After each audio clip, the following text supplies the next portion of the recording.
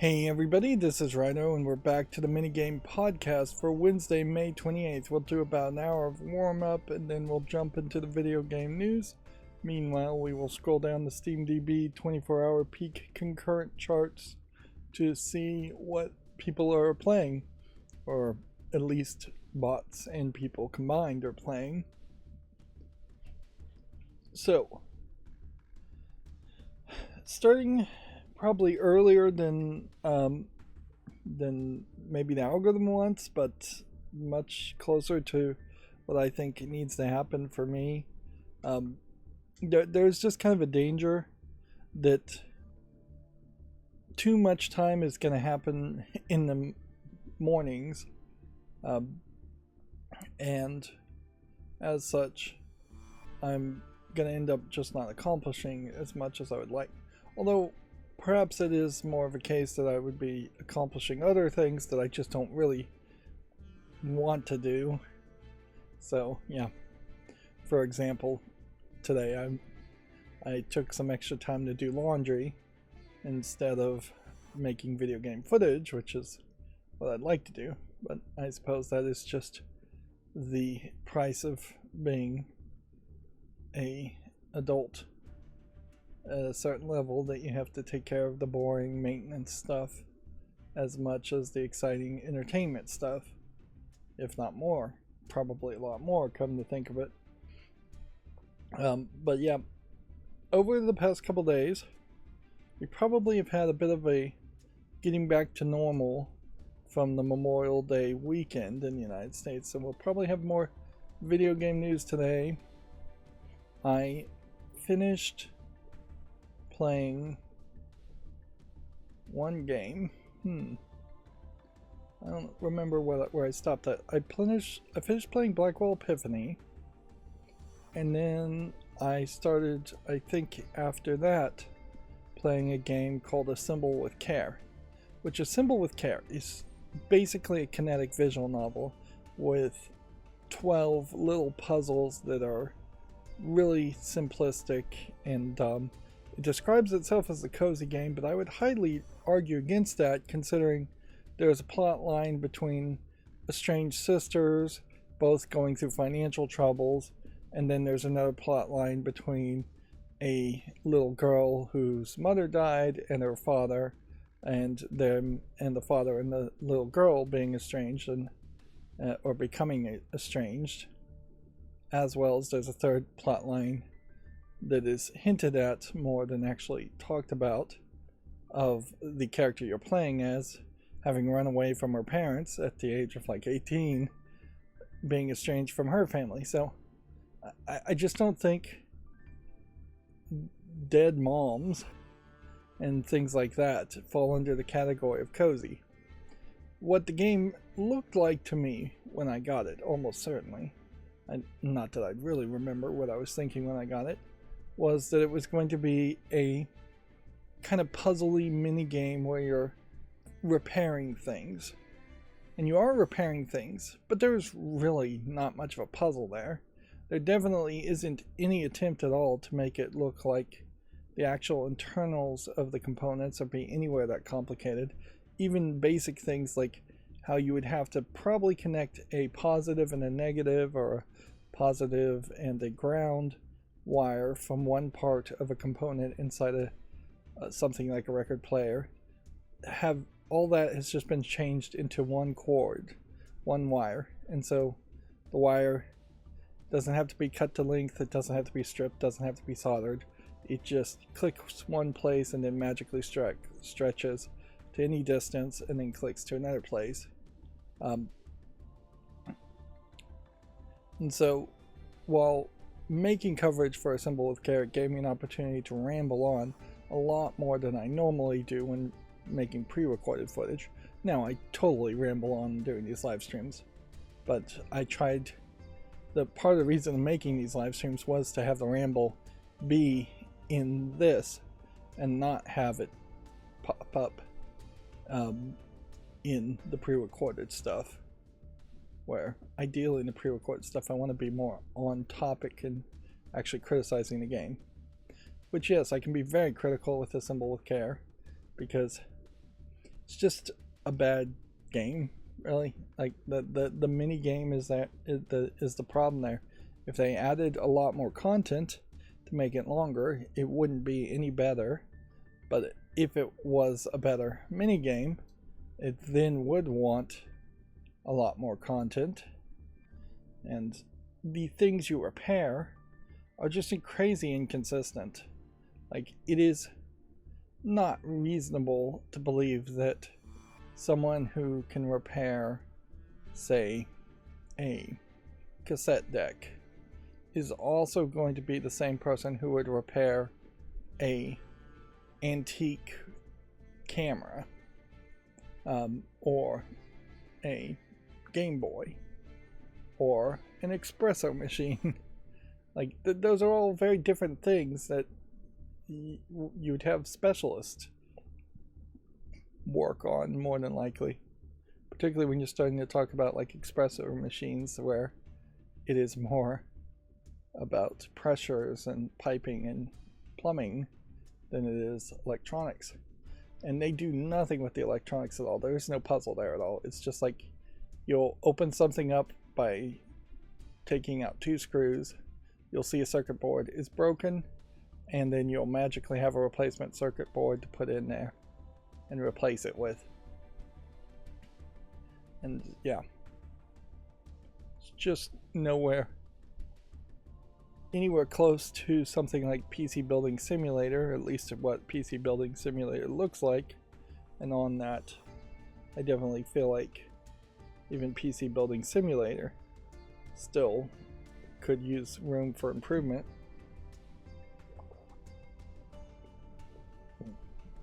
But yeah, I really did want to dip my toes back into my old school education of repairing VCRs and TVs, and at least be able to talk about how incredibly complicated and over-engineered a lot of those devices are compared to everything with integrated circuits these days, which are fairly simplified or shrunk down to the point where you can't fix anything really anyways.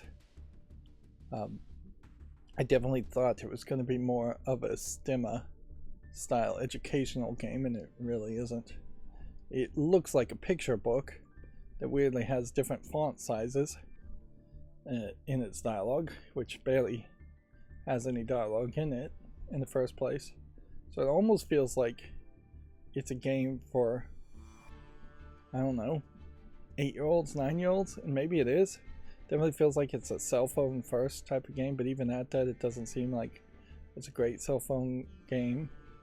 And weirdly, it said it was funded by Apple, so maybe they got a big pile of cash from Apple.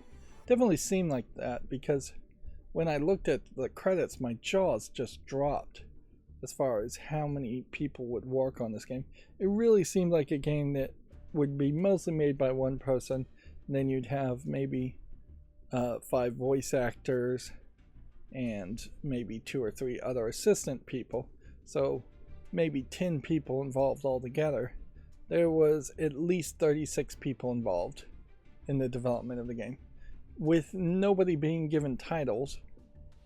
But I could not for the life of me name enough positions for the number of people that were employed in the credits. It's way too many people for way too small of amount of content. So yeah, that was assembled with care. Then I started to play a game earlier today called Yesterday something. No, it's not called Yesterday. There is a point-and-click adventure game called Yesterday that looks similar to it, but no, this game is called Runaway, and I think its subtitle is a road trip adventure or something like that. There's 2 games called Runaway by the same developer that look like on Steam they were listed at the same time, but don't feel like they might be serialized, and they may just be separate games that are very similar. And then there was a 3rd game that came out later. And so I started to play this point-and-click game, which I'll just call Runaway. And in the very first episode, after fighting it, because it's a particularly old game running at like 640 by 480 square resolution on my computer in a compatibility mode, which always messes up my recording software's position where the windows go. The windows get moved around. After fighting it and getting it all set up to record, I was about 20 minutes into the game and already lost and had to pull out a walkthrough. And I think this may be the first time ever where I'm going to end up playing a game almost 100% with a walkthrough in front of me, which, in fairness, is worth pointing out, like Game Grumps pretty much always have a walkthrough in front of them when they're playing a game. A lot of content creators have walkthroughs readily available, not just let's pause the video and go look up a walkthrough. They've got it already printed out. A lot of people already know what to do. A lot of people pretend like they know what they're doing when they really wouldn't. And I don't want that kind of artificial footage to be made, so I want to be more honest when I'm looking up a walkthrough, and I think I do a good job of that. But yeah, it really sucks to need a walkthrough. And really the reason why I need a walkthrough, which is the number one problem with this game, it's so obvious at the very beginning of it, is that there is just a ton of items on top of each other and right next to each other that are clickable, interactable objects, and there's no press spacebar to put a highlight, a glow around interactable objects, and there's nothing to make those objects really stand out. So there's a lot of background non-interactable objects also right next to interactable objects. So in a very small space, there is effectively a cabinet, a piece of paper, a book, a box, just in a very small space. All those things were there, with the paper and the book being two items you actually needed to pick up, and I just couldn't get my mouse cursor over it to realize that there was an object there. And I cranked up the brightness to the maximum and it barely changed anything. So the pixel hunting aspect is going to be about the worst I've ever seen for this game. Which, when you know you're already in trouble in the first 15 minutes of a game series, it is helpful and the right thing to do at that point to have a walkthrough and go through it quickly. We'll go through this day in history. My macros ran pretty well. They're still not doing the follow list cleanup, and I think I've figured out why. I didn't actually work on it today, and I'm still very much just crossing my fingers to hope that my macros are working correctly and showing me all the pages and news tabs and not skipping out and missing some, which it may very well be skipping out and missing some still because of anti-bot are you a human verification aspects. But yeah, it definitely seems like we've got a decent amount of news. And today is May 28th, so unless I can really get going, I'm gonna be late on the idea of scheduling any of my pre-recorded footage to actually air, which I've got a ton of it uploaded, just waiting to be scheduled, and I just haven't been doing that. My scheduling macro works fairly well. I've even had it run all the way through the night once, which is an amazingly nice feeling to go to sleep having your computer work for you and then wake up and it's still working, but it is closing tabs inaccurately occasionally, and with that it is causing problems and breaking down. I don't know if I talked about it, but the only sales I really saw for Memorial Day or around there were some anime movies, which is kind of stupid to buy anime movies, and I have to put my hand up and confess I am stupid. Particularly, I saw the Ranma 1/2 7 seasons plus OVA and movies on Blu-ray on sale, and I did as much due diligence as one could do, which is that I went to Just Watch to see if it was on streaming. I saw it was on streaming on Hulu with the exception of the OVA and the movies, and I've started watching a couple of episodes on Hulu to see if I even would care about Ranma 1/2 since I've never watched it before. Although I inherently care about it because it is such a big name in anime, and it's old, and physical media is just disappearing. And anime has always been in this realm where physical media is disappearing.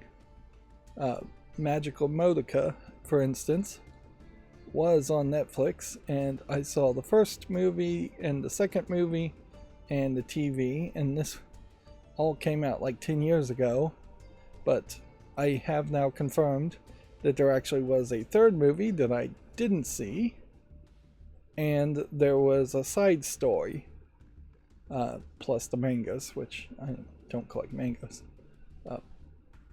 because, yeah, that's just too much. And like all of those things now are still available to purchase, but they are Crunchyroll exclusives, so you have to go to crunchyroll.com to buy them, and they are at the high end of what anime costs these days, which in fairness, anime costs these days has gone down a little bit if you're just comparing dollars to dollars. It's probably gone up if you consider inflation, though. A single season of an anime TV series in the old days was probably $60 20 years ago, and now it's $30. But yeah, it's hard to get, is the point I'm making. So I got all 7 seasons of Ranma, and I'm gonna probably put it on my shelf. I do have ambitions to get my theater room all set up and start watching things in my theater room, but the reality specifically for Ranma 1/2 is I'm just going to watch it like TV in the background on Hulu first, and it's really one of those series that would definitely be better to be playing in the background. It's not something that's such a new and complicated story that you have to pay a ton of attention to it. Although you may want to pay a ton of attention to it, because there is definitely going to be a reoccurring joke about Ranma, in that he is a male who fell into a Chinese cursed spring, and whenever he is splashed with cold water, turns into a female. His father comedically fell into a different cursed spring, and whenever is splashed with cold water, turns into a panda. They both revert back to their original forms when they're splashed with hot water.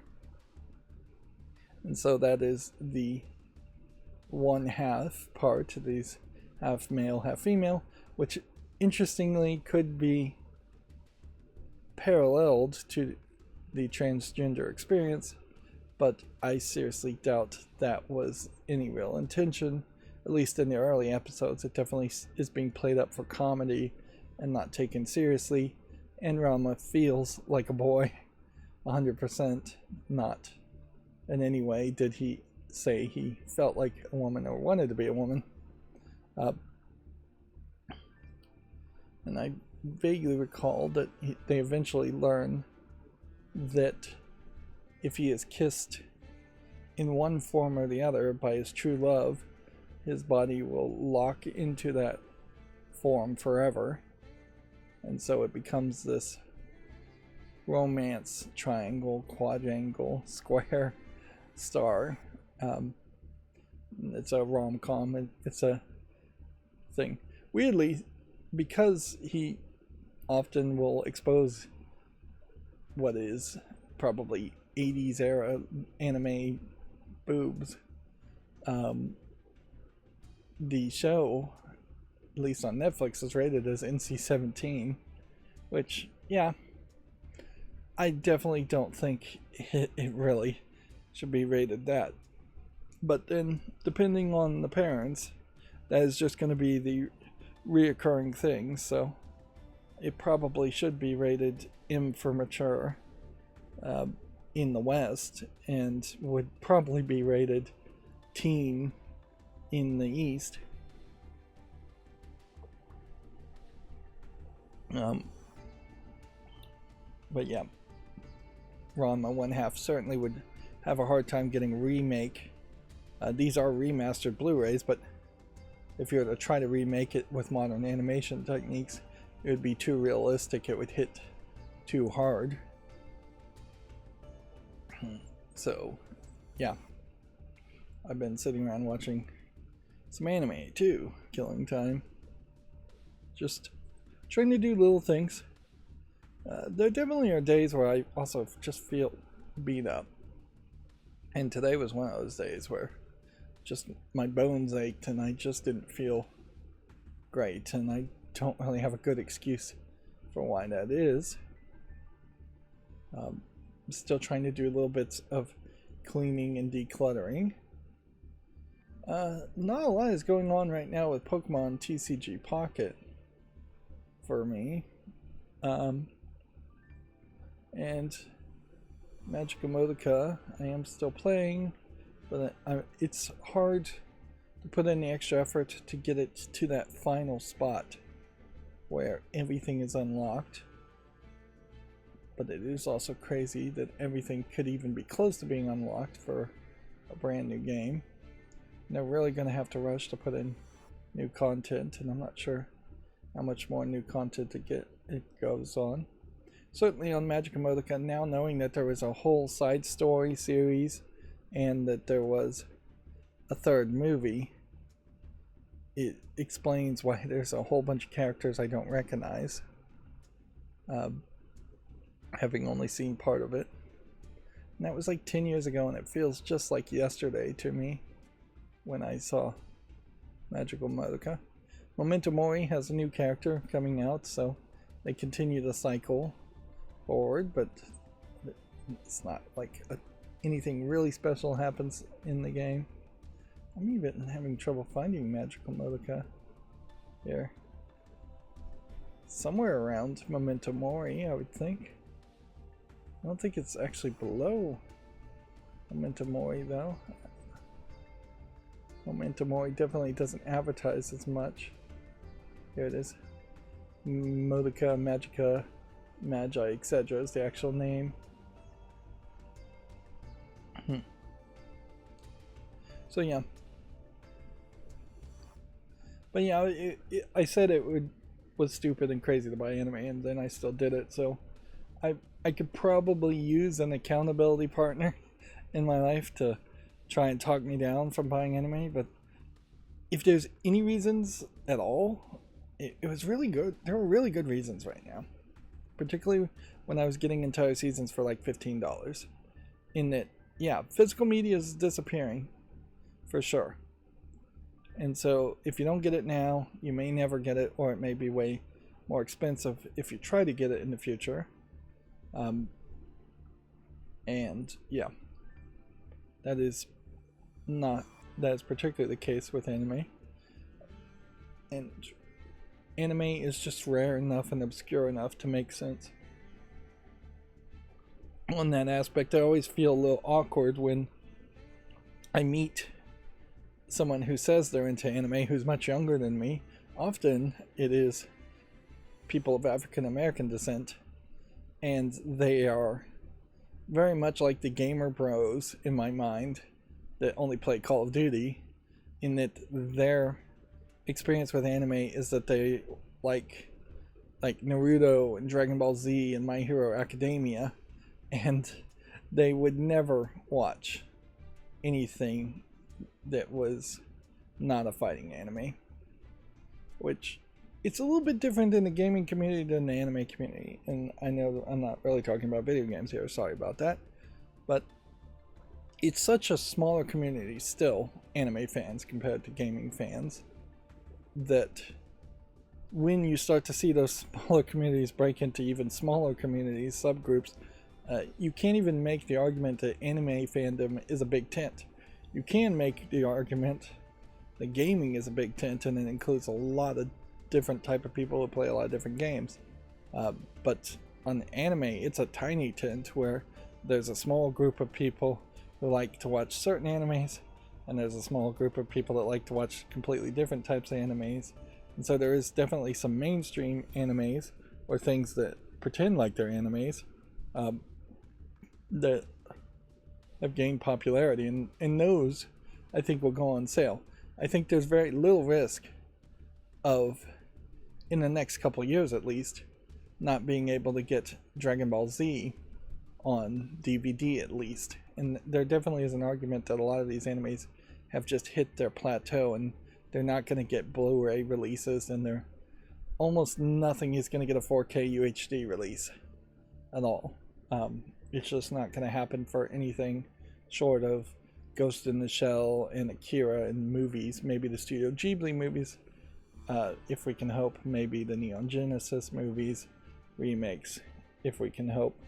But that is probably the short list there, just a dozen or so movies in total. But yeah, things like Key the Metal Idol, or even Tenchi Muyo that was on Adult Swim, those certain versions of those, certain series of those TV shows, Tenchi Muyo had lots of different series and shows, are going to become harder and harder to get. Which makes me very happy that I have a lot of those on DVD now, even though I'm not really watching them and I'm just kind of hoarding them. This is kind of the best kind of hoarding one could do, in my opinion. Of course, my biggest fear is that I start opening the packaging and taking the plastic wrap off some of these and realizing that there's just major disk rot. The next step would be to get my servers working, which as a project for the distant future, and once I get my network attached storage servers up and going, hope that I could have enough space to make full disk images, rips of all of my collection. And then the collection itself would be basically vintage, which weirdly, some of them are only a couple decades away from being vintage. The DVDs are. If vintage really means 50 years. I need to look that up, actually. But the actual discs, the box sets, may very well just be kitsch on a shelf that looks nice to me. Then the actual image data would potentially be on the server.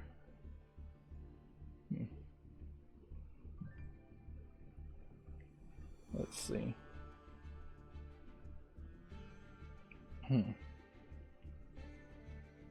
So here I clicked on a thing. So vintage, according to this Google search, they say is a broader age requirements than antiques, must be old enough to feel like a pre-existing time period, items from approximately 20 to 99 years old. So theoretically, if you were going to just use that rough 20 to 99 years old definition, I think maybe almost all of my DVDs, except for the ones I bought recently, are vintage already. Whereas antiques have a hard requirement. It says that it must be at least 100 years old, must include handmade, wait a second, an ad popped up, handmade wooden furnishings, paintings, or other decor. So basically a antique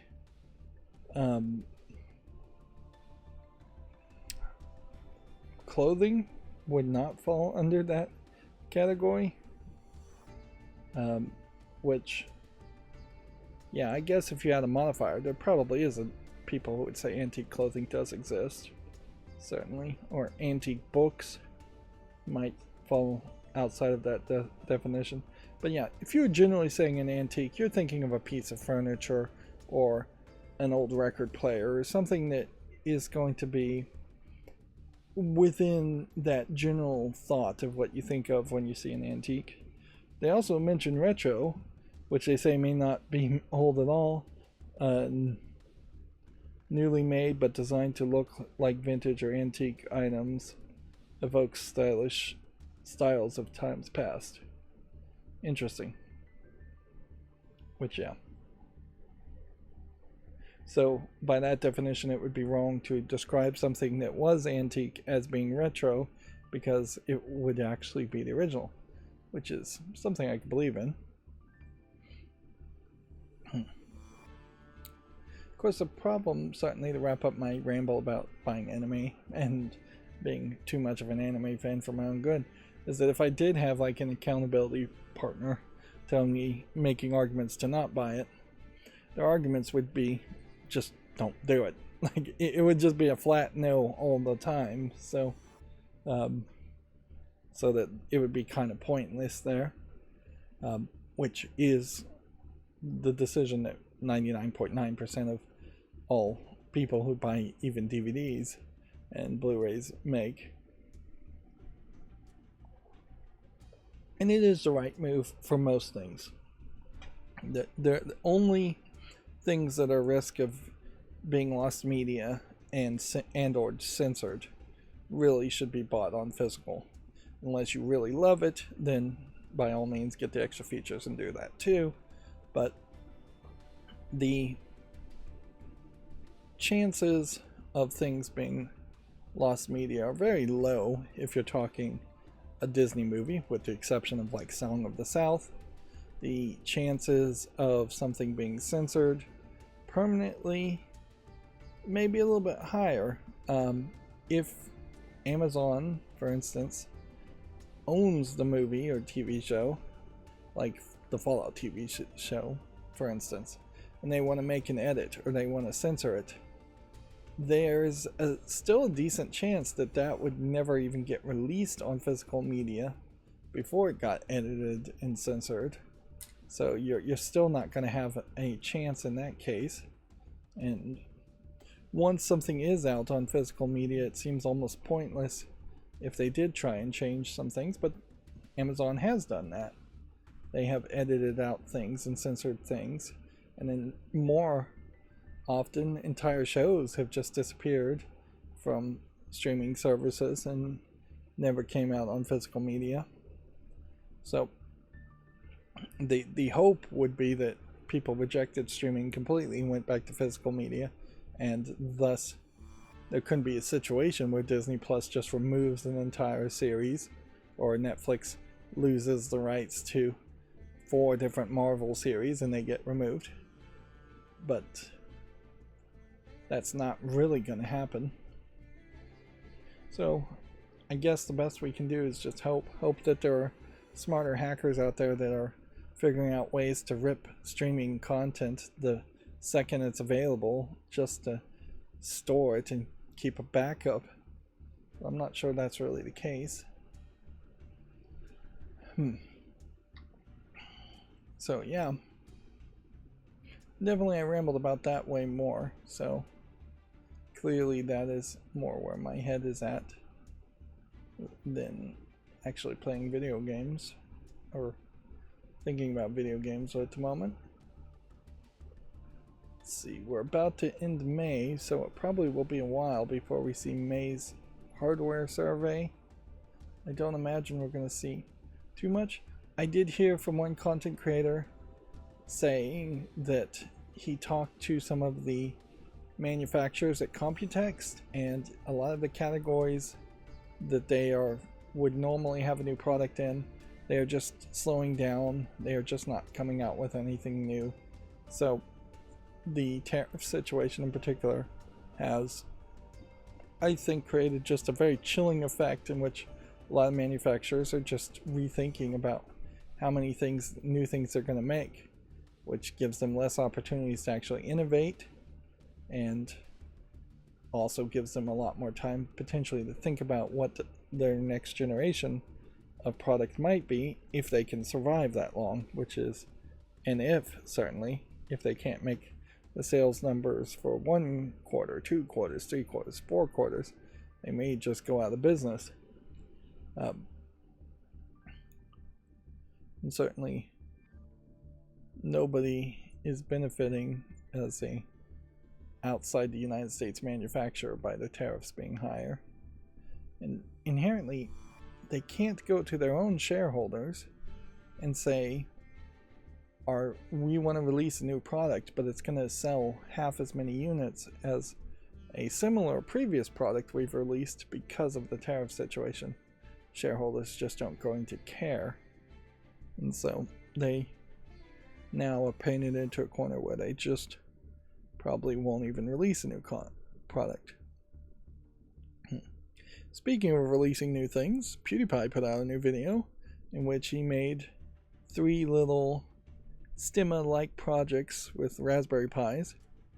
I suspect maybe PewDiePie was always a bit more of a nerd than I thought he was, but I think now in his older age, and in him being just independently wealthy enough to do whatever he wants, he is just getting into whatever whim projects he is interested in. He may also just be following kind of old trends on YouTube to see if it catches people's attention, but his projects were fine, not particularly anything special. He made the previous video where he installed Linux. I hope his video inspires some kids to do their own little projects, but they all are these little STEM projects that are very far away from a final product, very far away from a polished product. They're often way too big and take a lot of effort to do very little, and often what they do are very similar to other projects. So yeah, making a timer, making a clock, things like that are often products like that, but projects like that. But yeah, good on him for flying his nerd flag, as it were. I also went into my chart and fixed it a little bit, but it's still wrong here. 7,625 points and 7,643 points. These should be swapped. So I still have some bad data, and the way I've made my chart obviously can't handle bad data. And yeah, this chart still is questionable as far as just the most played games rolling 52 weeks times 3 samples. If it actually does 3 samples, it's actually going to be much less than that. So yeah, particularly at the beginning of the show warm-up section, I'm not sure this chart is necessary at all anymore. So here's the game I was playing earlier today, Runaway, a road adventure, which, by the way, Runaway is probably a terrible name for any product. You can see it doesn't even have any achievements. It's a very old game, and weirdly it has this 3D CGI from like the 90s in it, and it definitely feels like it is something where you had an animation company for a cartoon show making the 3D CGI, or if this was an attempt at a pilot for some animated movie or cartoon show, it would make a lot of sense. The mouth movements look like they're hand animated and are pretty rough because they don't have transitional smooth frames in between, so it really just jumps to the mouth being open and the mouth being closed, with there being maybe 5 or 6 different types of open closed mouth animations. But often the rest of the body is just statically staying still during the whole process. The backgrounds are 2D art. The game starts with the main male protagonist talking to the player on the screen in a black room, sitting in like a movie chair with the majority of the screen just being black. And that seems like a very weird fourth wall break for any game to have, and it kind of makes the main protagonist feel like too much of a dude bro type character and a little unrelatable and likable. And then you start playing the game and he is less cool of a character to start off with, and I guess he's going to work his way up to being cool. According to this, I still have 7,706 games on my follow list, which I believe might be the case.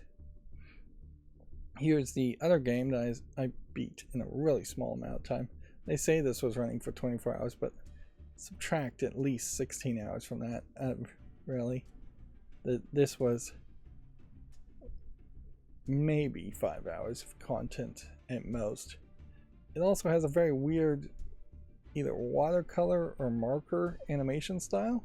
I'd say more marker than watercolor, and some weird shading on that where almost every image of a person, it looks like their neck is twisted or they're being strangled by a ghost or something. And so there's just this case where the animations are few and far between. It does feel like it's trying to be a picture book, but it's very lazy in that it's got very little dialogue, and the animation gets reused quite a bit at the end, and the animation's not good. Which all of that would be overlookable if the gameplay itself was actually fun, or even engaging in any way. You get an achievement for doing each of the objects and repairing, assembling things. I want to point out though that this thumbnail here is showing several different tools, both pink and blue here, and I can tell you with certainty that most of what you see here is not shown in the game at all. You only have a screwdriver as a tool. Everything else is part and components. You never have a pink brush. You never have a handy manual. They mention a manual, they never show it. You never have any of these pieces of paper. You don't have whatever this is supposed to be. I think that's supposed to be toothpaste and a toothbrush, which I assume you just use to brush your teeth. You'd never even have a case that looks like that.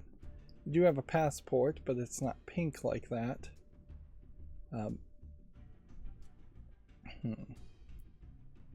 So yeah, there's just a lot that's missing. That's not even in the game there. Not that those things would probably make the game much more interesting. So yeah, I definitely feel like I got a little bait and switched with assemble with care. Very disappointed in that game. Oh yeah, and at some point I was also playing Rethink Evolved. I guess I played Rethink Evolved after Blackwell Epiphany, and I think I already talked about it. And yeah, I don't think it's particularly as good as Rethink, but I will probably go through the entirety of the Rethink series and then jump back and play the Rethink Evolved series. I might even bounce between the two. I never got back to playing on my Steam Deck, so I didn't try to install this game again on my Steam Deck to run, although why bother, it's not going to work. And we can click here and it's just going to fail. What's so crazy about the 7,706 number here is that it really implies to me that there may be 5,000 games on my follow list that have all been delisted from Steam. Which, man, that would be a crazy situation for Valve to be in, that over the course of even a few years, 3, maybe 4 years, such a significant number of games that get listed through Steam Direct just get removed from the entire platform. It just seems like a crazy way to do business. But weirdly, it seems like it might be the truth, and it seems like it might work. I definitely shouldn't go double crazy and buy video games that I won't get around to playing.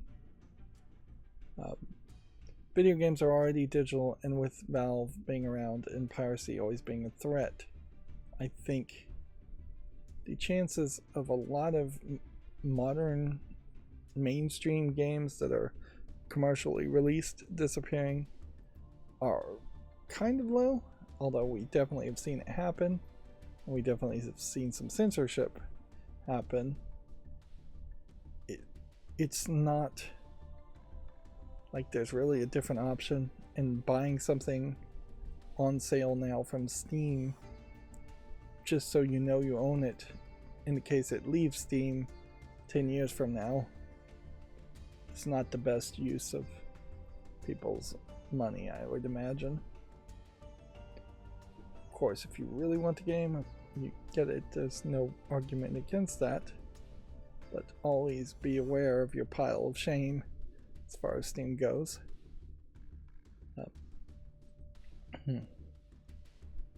Weirdly, at some point I may have to just justify adopting or having kids some more, just to have some kind of person to give a legacy of my Steam account, give the passwords over to him. Legally, I don't think the licenses transfers over to someone, but yeah. I don't know if I'm going to get through a significant amount of games before I become old and die. Which, let's face it, I'm not particularly young now. I'm more in the middle, I guess. And yeah, it is certainly an occasion that comes up where I start to think about that, is that I probably don't have enough free time, even as someone who has a massive amount of free time. I probably don't have enough free time and energy to play all the games I want to. My only hope is that they find some kind of life-extending pill, and that I would be rich enough to justify doing that. Which is probably a big hope, to say the least. Arc System Works publishing sale is up to 90% off. Guess this is Melty Blood and Guilty Gear games. Also Hunter vs. Hunter. This Double Dragon Revive. I thought people were iffy on that one. In fairness, kind of fighting games, if you are into fighting games, which I have yet to be able to find a way to be into fighting games, 80% off may very well be the best you're ever going to get. And that may be 80% off the core game, with there being some argument towards buying the DLC. These are anime fighting games, and particularly you have one here that feels like it's a girly, or perhaps lewd fighting game. And Kill la Kill If. Interesting. Did we ever put that on my wish list? And then I also certainly have to question, can I actually ever play that on screen? The story of Kill la Kill is kind of a funny one. Aliens in the form of thread that is used to make ridiculous outfits and control people is, I guess, the spoilery reveal for Kill la Kill. It's an old show.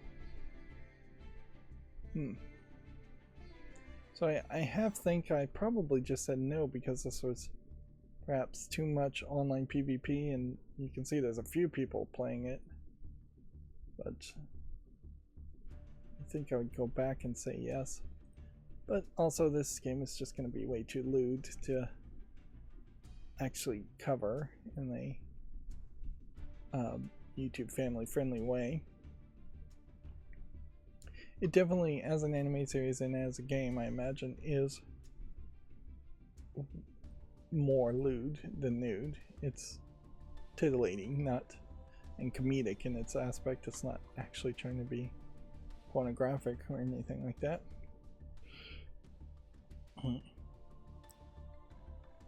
Which, yeah, I don't know if there is actually any romance of any sort in Kill la Kill. It's more of a fighting series, so yeah. Of course, that was one of many series which anime haters, or people that don't understand anime, complained about because it was kids, like 18-year-olds, if you want to say they're 18, in weird, silly, lewd outfits. And people being creeped out by that, which, sure, if you want to be creeped out on that, be creeped out on that, that makes sense. Alright, so here's the question: how crazy am I? Should I buy a 256 LCD for $319 as far as the LCD version of the Steam Deck at the moment? Tariff situation is not changing too much, but it definitely doesn't seem like it's going to improve much either. And I believe Trump just ordered software companies, like security software companies, to stop selling software to China, which, in fairness,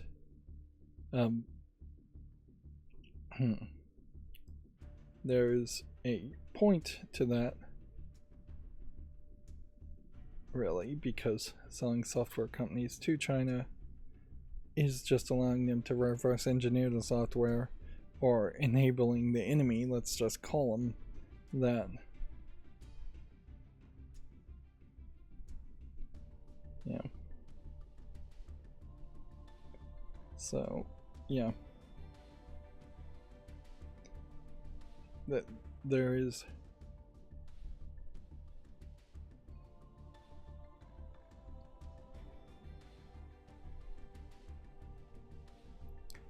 a point here where crushing China's hacking abilities, as much as the United States can do that, which is probably not much, makes a lot of sense. Sorry, I was trying to text there at the same time.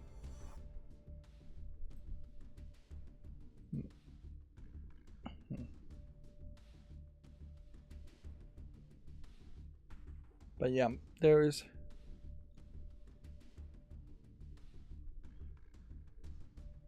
an argument to that, certainly. China probably would counter that by making their own software, and may very well have their own software already.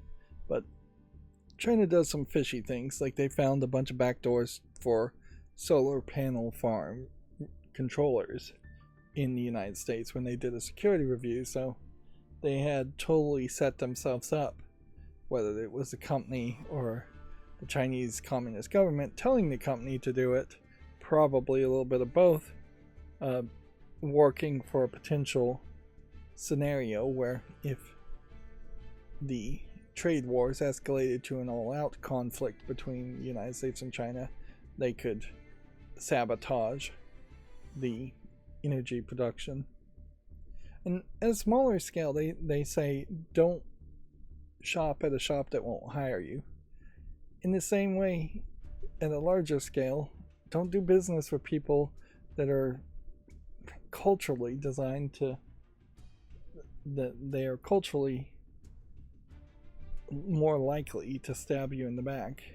And they see trade wars specifically as just an arm of actual violent wars, which in fairness is a great argument to also not do business with the United States, because I don't think that the United States at the moment feels like trade wars and economics are distinctly separated from violent wars either. And we've been that way with certainly Cuba and the Middle East.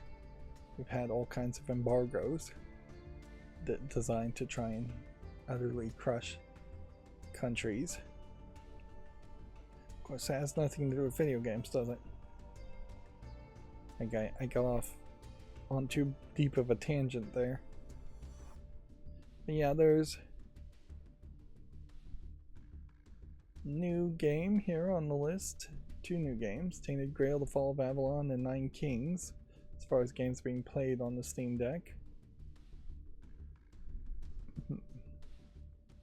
Sea of Stars, Last of Us Part 1, also new.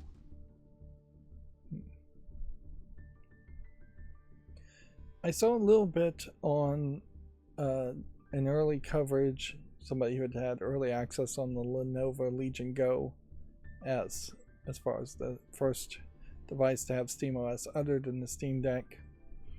And what surprised me most about it was it's at a higher resolution. It's higher than 1080p slightly. The height is 1080p, but the width, I believe, is 1200 or 1280, which wouldn't be the same width as 1920. Maybe I got that confused.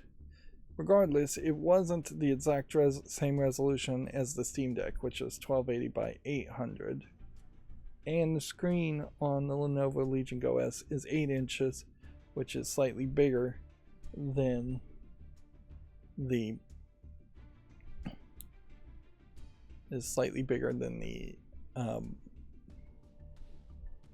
Steam Deck OLED screen, which is slightly bigger than the LCD screen.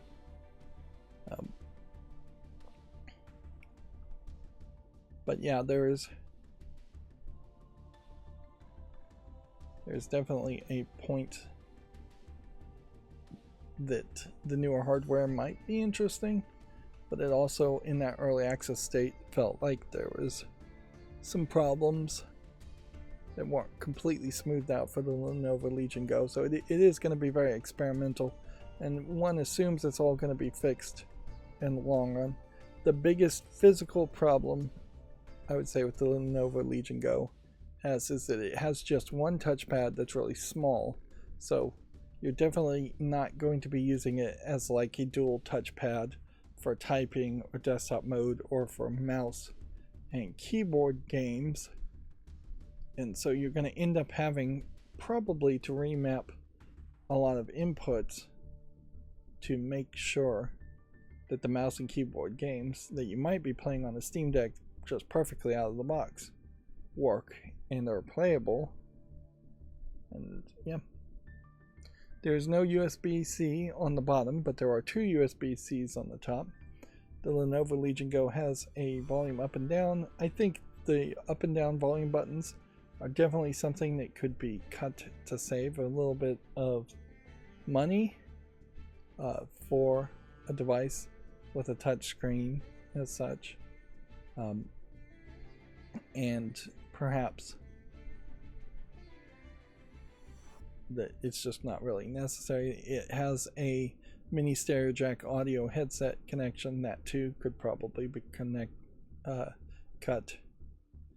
Inherently, if you took out volume up and down and mini stereo jack audio out and gave me instead a USB on the bottom, I'd be much more happier in the device, and then just sell USB headsets that have volume rockers up and down on them specifically for the device. They already make those, so it really wouldn't be that hard. And so you could save a little bit on that aspect too. The layout's a little different, but I certainly think I'm going to have to wait for a case where the more people who haven't just been given early access for the Lenovo Legion Go start reviewing it in more detail before I could say anything hugely different about it. There is also a prototype that was shown on Computex of a Linux-based handheld that wasn't running SteamOS but was instead an experiment prototype running Manjaro Linux, which was certainly just trying to copy SteamOS. And we may just have a little bit of that, and perhaps Valve should just publish the source code for SteamOS a little bit faster for if people are going to make clones of it, because Valve is going to be slow, I think, to put out versions of the SteamOS that are going to work perfectly on random new prototype devices that other developers are trying to make.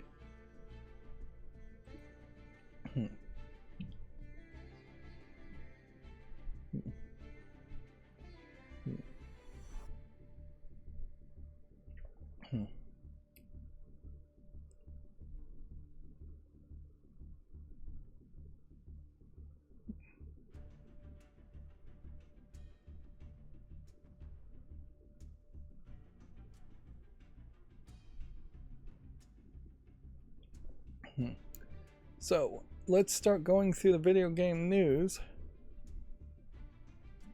here with Video Games Chronicles.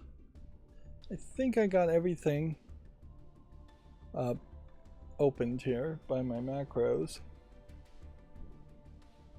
Nintendo Switch 2 floodgates open as users share early walkthrough videos. Early Switch 2 users show their setup process. Okay. Which probably doesn't show anything interesting, and the video has already been taken down by copyright claims. So this is the kind of article that is probably too much into the category of video game Nintendo hype.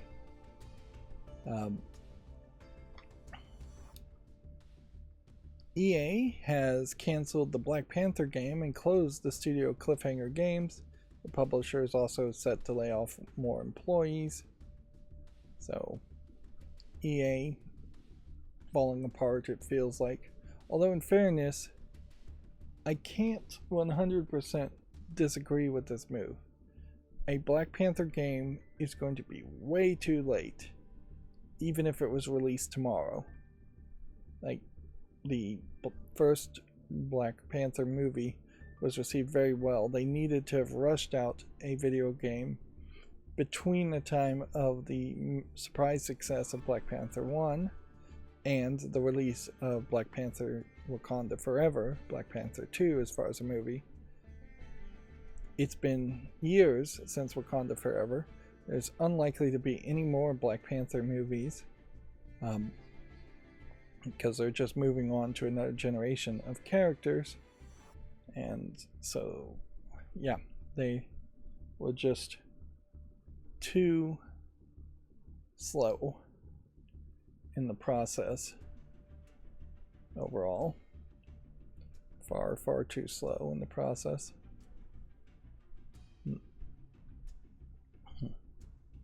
Now, I'm never happy, obviously, when a company lays off people and shuts down completely. But unfortunately, that is just how the gaming community is going. The gaming development community is going.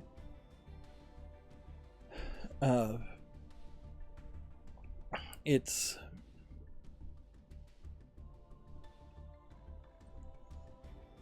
scary, I guess is the right term.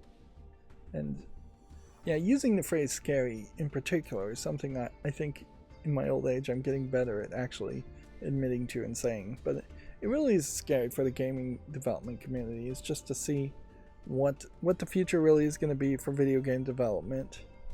I mean, the entire future for everybody is scary, certainly. But yeah, overall, there is a real fear that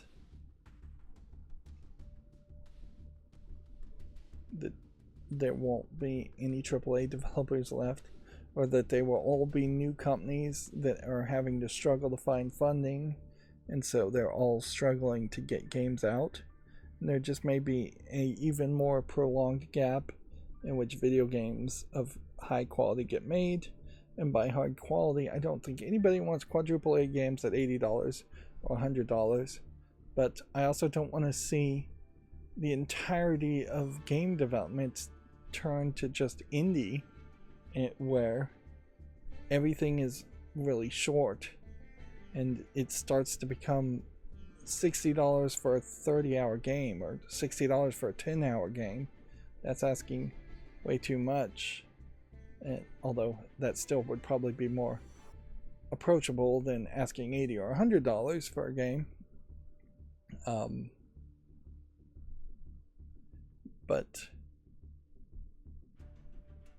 there is definitely a fear that we may start to see games fall too far below.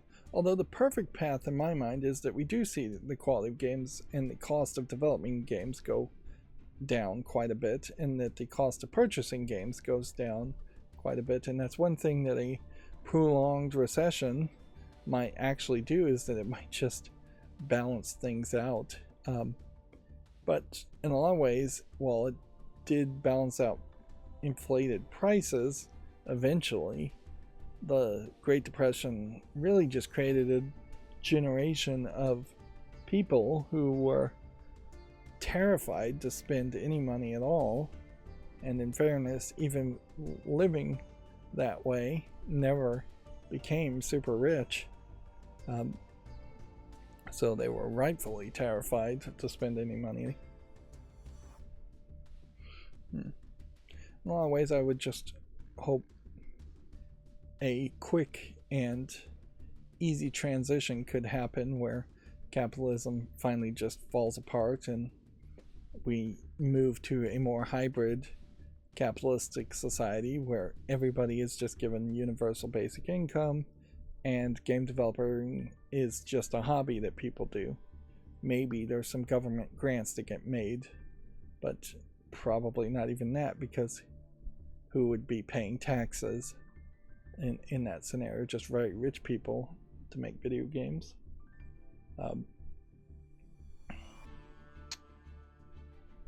But yeah,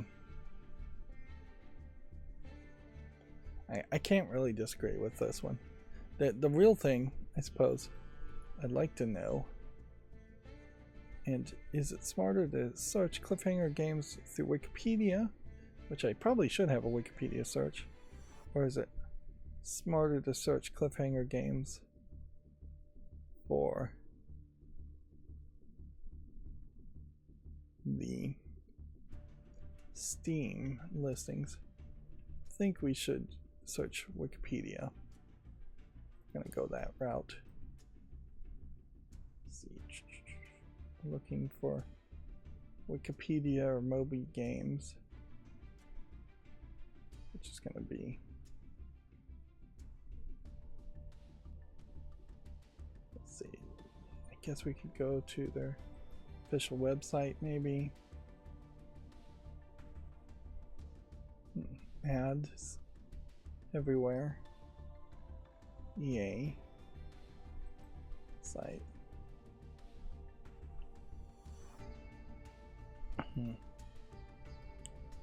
Okay.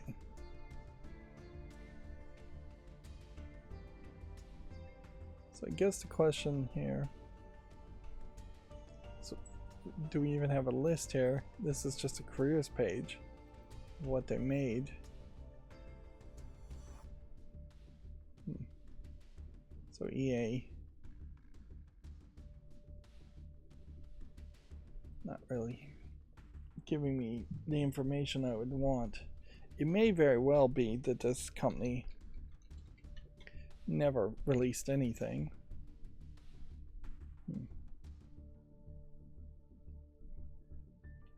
Let's see, do I really have to type in all of Wikipedia? And I just can't type in wiki.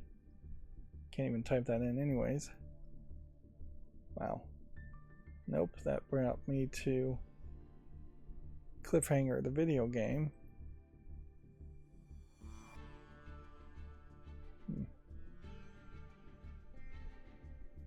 So yeah, there is no Cliffhanger games even in Wikipedia, as far as my terrible searching is going. Maybe I need to make it one search phrase by putting it in quotes.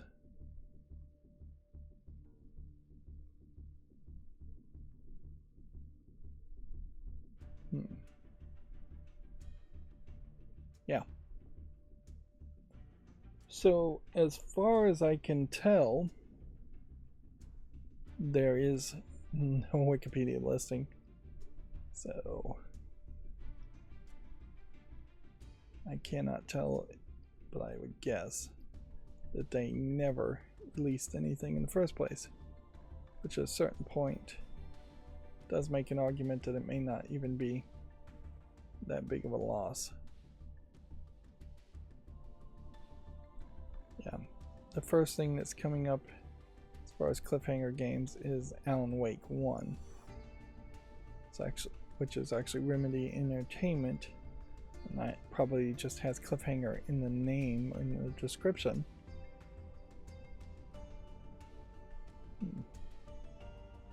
Let's see.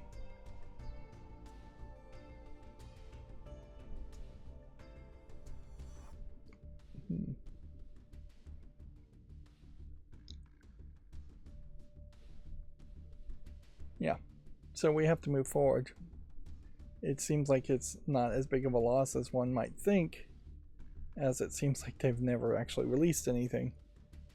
Which that is certainly another thing to consider, is that there just is a lot more.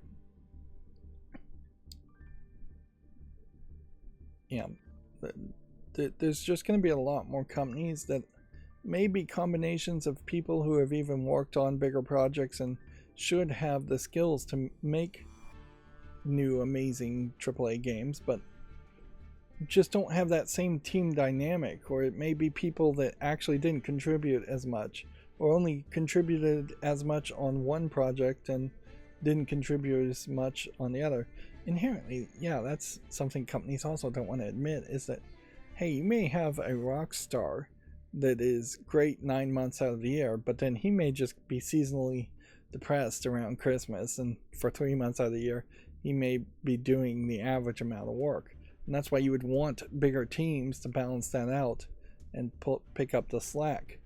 And certainly that's not how any employer wants it to be. They want them to be robots who are always putting out 200% efficiency at all times, which is impossible.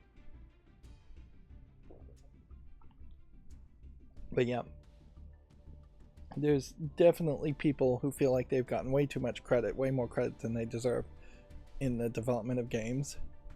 And then their next games just don't prove that they really did as much on the previous games, at least in my mind. Although it may also just be that they did do a great job making BioShock 1, and then they took too long and dropped the ball and just changed, or were less focused and made BioShock Infinite, which is still a good game, but not anywhere as good as BioShock 1. And we'll see what the creator of BioShock 1 does with their newest game, Judas, if it ever comes out.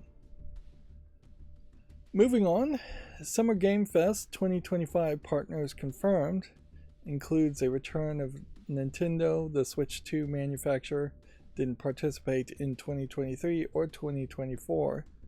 So as soon as Nintendo has something to sell, they will come to the Summer Games Fest.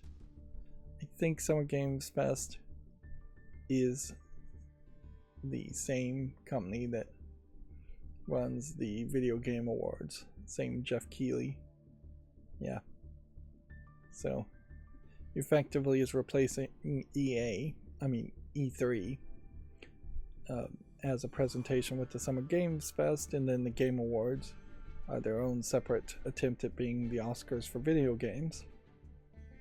So he's got 2 events, both of which get done relatively well. I think there's some room for improvement in a few places, certainly, but I don't know if anything even comes close, particularly to the Summer Games Fest as far as game announcements.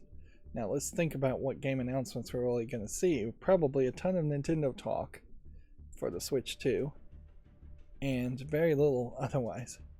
There's still, compared to the old days of E3 where that was your only opportunity to really announce a game, which you had to do at E3 because you'd have like Target and Walmart people buying and setting up shelf space for those games months in advance.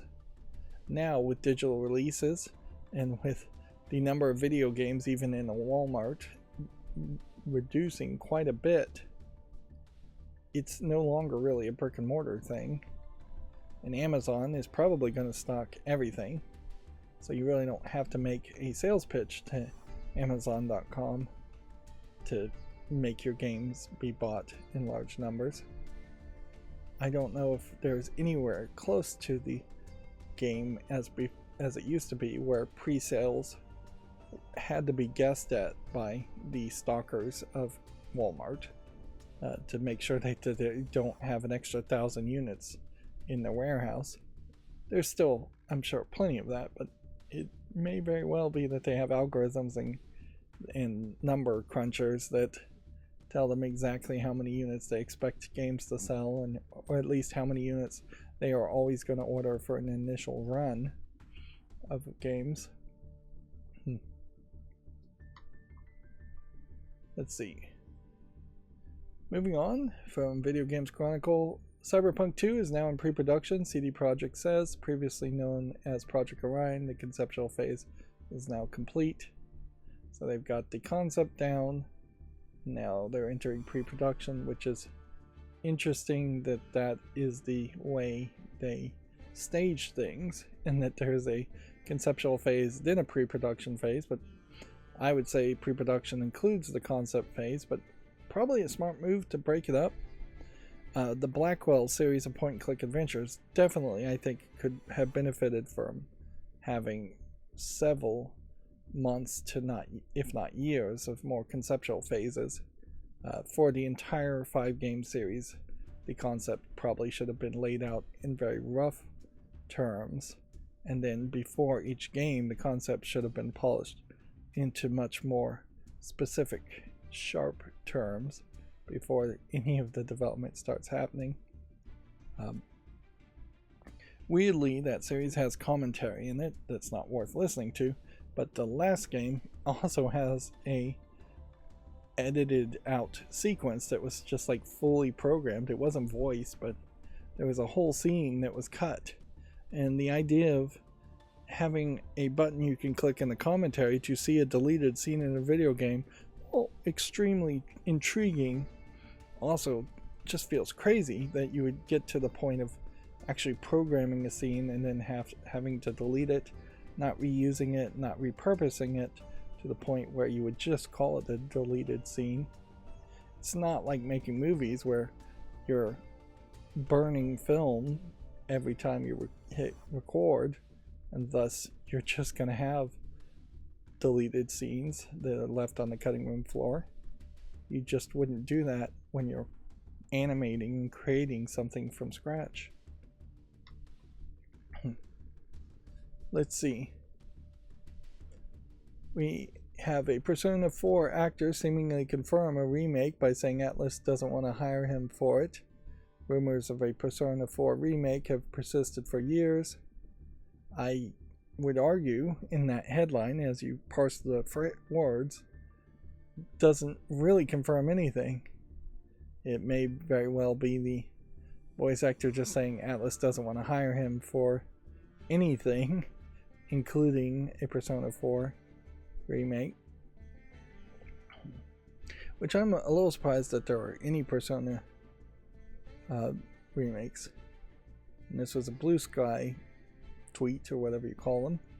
I'm not sure if Blue Sky users even know what they're called, and it has been deleted. But yeah, the Persona series is very popular, so either they're going to have to announce another remake or another expansion on existing games, or they're going to have to announce a fifth game, which a fifth game might make some sense. I thought this character had like a really long tongue hanging out, but it's the zipper on her collar. And see, I don't even know what you can really do with Persona 5. It's just going to be a whole new collection of Japanese, probably high school age kids going through an adventure, and yeah, that's gonna feel either repetitive or awkward. Or you could take characters that already exist and you could age them up, which maybe the West would enjoy that more, but I don't think the Japanese would really embrace that in the first place. I really don't know the actual backstory of Persona or any of that, so I don't know if a sequel is even in a good place as far as where the story would go or not. Moving on, a Pokemon Presents has been confirmed for July. The next Pokemon Presents stream has been confirmed. I would assume this includes video game announcements and not just card announcements.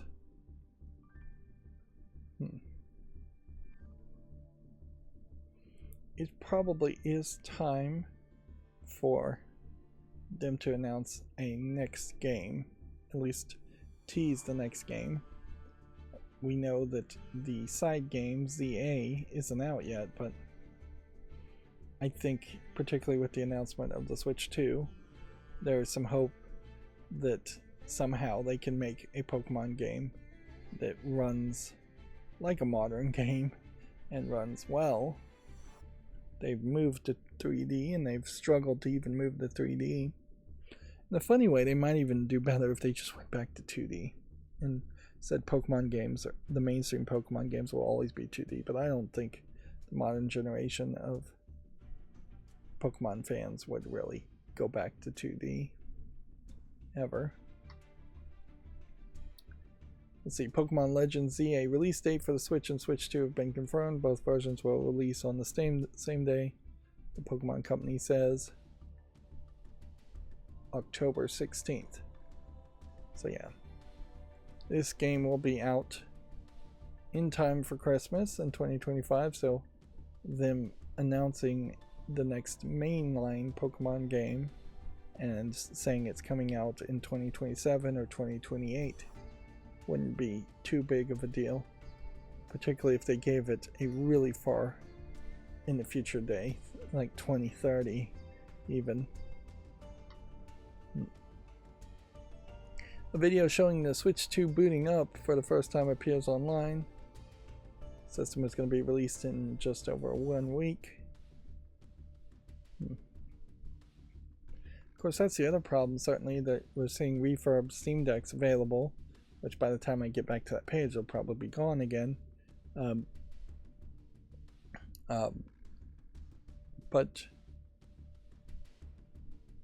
it might very well be the case that there are plenty of Switch 2s on the shelves, and everybody who really would prefer a Switch 2 gets a Switch 2, and thus getting a Steam Deck is just going to be this weird supplemental thing where, and that really is a lot to give to any kid, to say here's 2 handhelds, one that is the Switch 2 that plays Nintendo games, and then here's a Steam Deck that plays a whole bunch of Linux or compatible Steam Deck Windows games. Let's see. Moving on, the Death Stranding anime is in the works. Hideo Kojima confirms. It was already announced that a live-action adaptation was also on the way. Seems really extreme to have both happen. I question a lot here, since you have hyper-realistic face scans of people in the video game I can't help but feel like the anime would also just have these hyper-realistic face scans, which puts it very far in my definition, my own personal definition, from what I would think an anime is at this point. Like, I just don't think CGI in what is effectively just a next generation of rotoscoping should be called anime in particular. Now, I know the Japanese don't really make a big difference between animation and anime, but in the West, we certainly do, and I personally do. So yeah, I just don't see how Death Stranding would have that typical bright and colorful anime style as far as the characters go. And my own personal definition is that anime has to be designed first and foremost for the Japanese audience first. I don't know if Death Stranding was actually designed for the Japanese audience. I think very much Death Stranding as a game was designed for the Western audience, just being made by a Japanese man as the producer.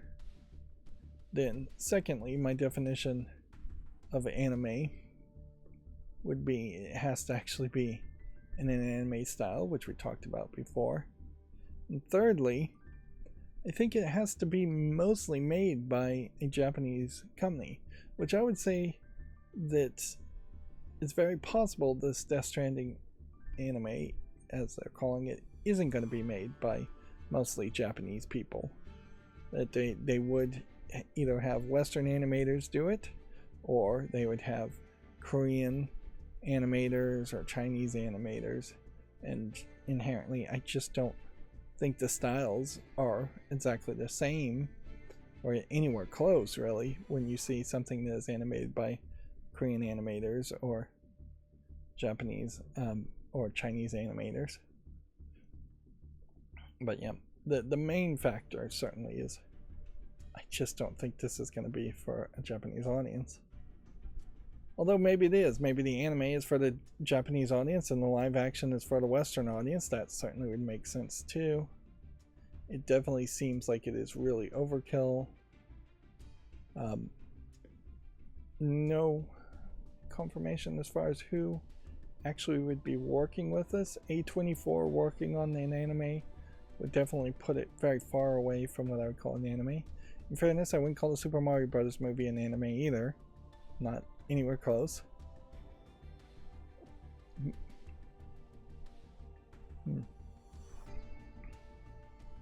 Definitely feels like, though, it's too much Death Stranding content all at once, considering Death Stranding 2 is also coming out there. The only really positive thing that I could imagine could happen here that would help me quite a bit is if either the anime or the live action movie let people like me watch the story without actually having to play the game and do the whole ridiculous gameplay mechanics that Death Stranding 1 has, and then there was an actual confirmation that Death Stranding 2 had much more traditional Metal Gear Solid stealth type missions and that was it, or some other kind of gameplay that is just more traditional. But the whole being a courier and having to build roads and move packages from one spot to the other as a major gameplay mechanic, and having a interconnected world that is ever changing based on how other players are building roads and such, is all stuff that I was absolutely not interested in.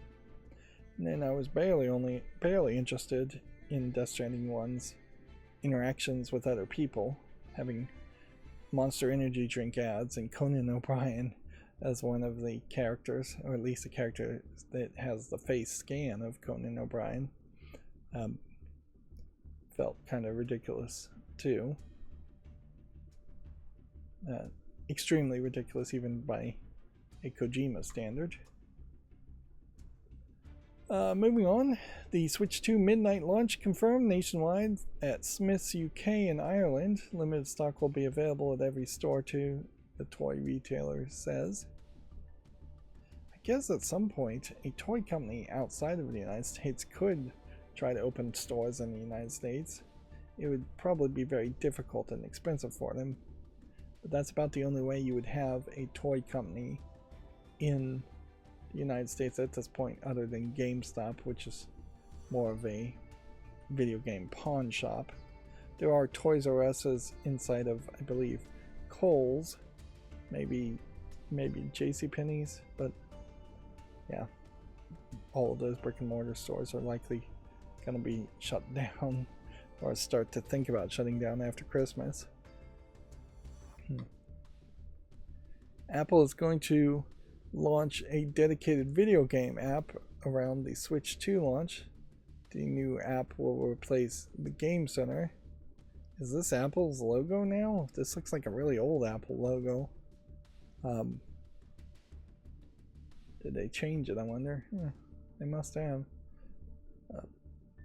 So Apple is pretending like they care about video games. I almost wonder if this is in part just to try to isolate things like Fortnite once again, so that it's not making it to the iTunes store front pages.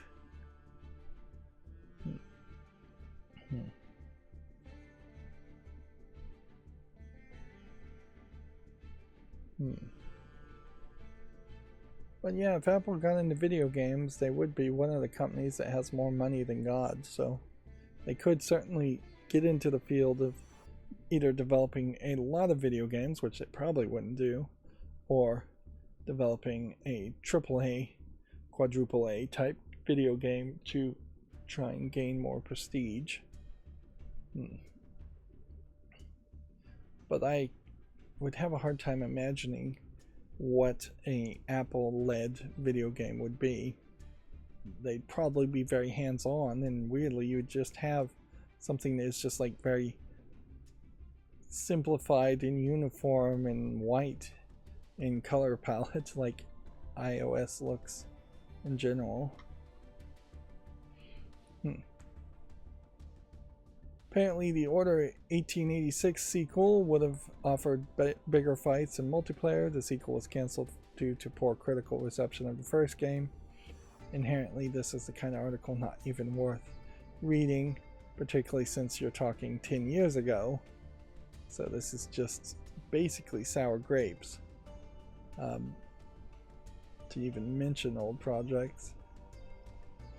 I think all game producers, developers, and the like should adopt a we don't talk about old stuff attitude very much at all, particularly old failures. Yeah, never mention your old failures. Only talk about your successes and how they're leading towards new content. I will say the Order 1886 did look interesting to me, but then I remember getting poor critical reception and I lost interest and moved on. Yeah. This weirdly has the Lonesome Guide here, and I don't know why that tab is open. Seems like that probably got moved around somewhere. Apple makes the first ever game developer acquisition, but insists it's not starting a trend. The two-person team behind Sneaky Sasquatch is now an Apple developer. Which makes me think the Assemble with Care saying that they were working with Apple is some other company called Apple.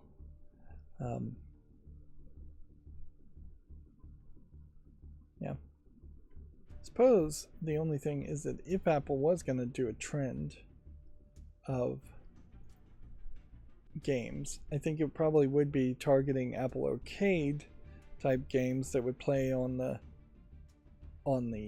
Apple TV box more than games being played on the iPhone, and they would be simplistic and targeting a younger age. This game seems to fall in line with that thought pretty well. Yeah. But I could see how Apple is secretly thinking about just screwing over Epic and making a Fortnite competitor. They probably would love to do that if they could. I just don't know if they really can. Switch 2 is already in some user hands, but a mandatory update means they can't be played. So, interesting. I'm getting a lot of that. We couldn't make that up is the quote here. Claire Obscure Expedition 33 hit 3.3 million sales after 33 days. I bet it did more than 3.3 million sales, but they wanted the numbers to line up, and I bet it probably went over 3.3 before 33 days had happened. I'm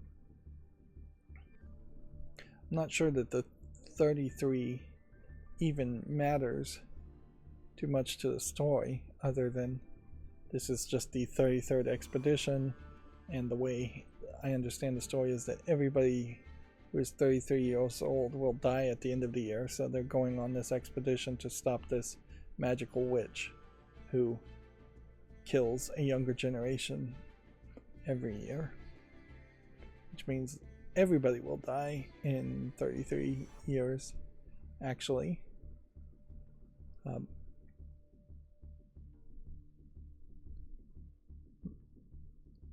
Which, yeah, I don't know if the math actually works in that either, because if everybody who's 33 or older dies this year, then you have 32-year-olds.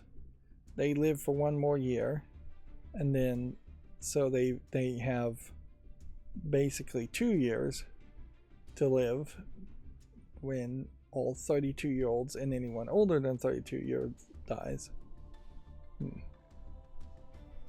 So I guess the math does work there, but it's certainly a complicated thing to wrap around my brain. And weirdly, I think there are definitely some armchair economics people who would say, if we did just start killing off old people through some magical reason, society might get better if you stopped at a certain point. Yeah, and I think there might be an argument there. If we killed off everyone who is, say, over 70, you would kill off most of the United States governments of people in charge, and it would be a time for reinvestment of electing younger people. It would take major strains off the health system that are actual strains. Wouldn't do anything about the economic strains because of health insurance. But yeah, you could certainly see a big change there. Although, in reality, you had COVID pop up, and that injured or killed quite a few people, particularly old people, and it's not going to ever be in big enough numbers to actually affect great societal changes. It's just unlikely we're going to have a Black Plague in the Dark Age. Although, who knows, we may get something worse than COVID at some point that does create that. I did see some slick deals for PlayStation 5s on sale. Sony confirms discounts for the PS5 consoles, accessories, and software starting this week. PS5, PS5 Pro, DualSense controllers, PSVR 2, PS5 software, all getting discounts this week. Do we have a nice little chart telling us the price? Not really. Video Game Chronicle's very bad about how they format their information when it would be very helpful for better formatting. But yeah, it's not the worst time to get a PS5, but you have to really think about why you're getting a PS5. You kind of have to almost assume that there aren't going to be too many major AAA exclusives that are on a PS5. It might be a decent Blu-ray player, and it might be, for the price, better than any other Blu-ray player you can get. It might be the best Blu-ray player even compared to things that are way more expensive. If you want a Blu-ray 4K UHD player, which I think it can play 4K UHDs. But yeah, it certainly would help if you already had a PS4 and already had a bunch of physical media, or already had a PlayStation Network license that had a bunch of digital media, to get a PS5 at the moment. I don't really expect too much to come about as far as the PS6 also, though. It'll be more powerful whenever it gets announced and released, but unless they came out with something closer to a handheld or a different form factor of some sort, PS6 is going to be fairly boring. So I definitely wouldn't be holding out for a PS6. And I wouldn't get a PS5 unless I really was set up to play a bunch of games on it. Moving on, PlayStation Plus Essential monthly games for June include Jet Set Radio's spiritual successors, which spiritual successor means not actually associated with Jet Set Radio, or made by the same people.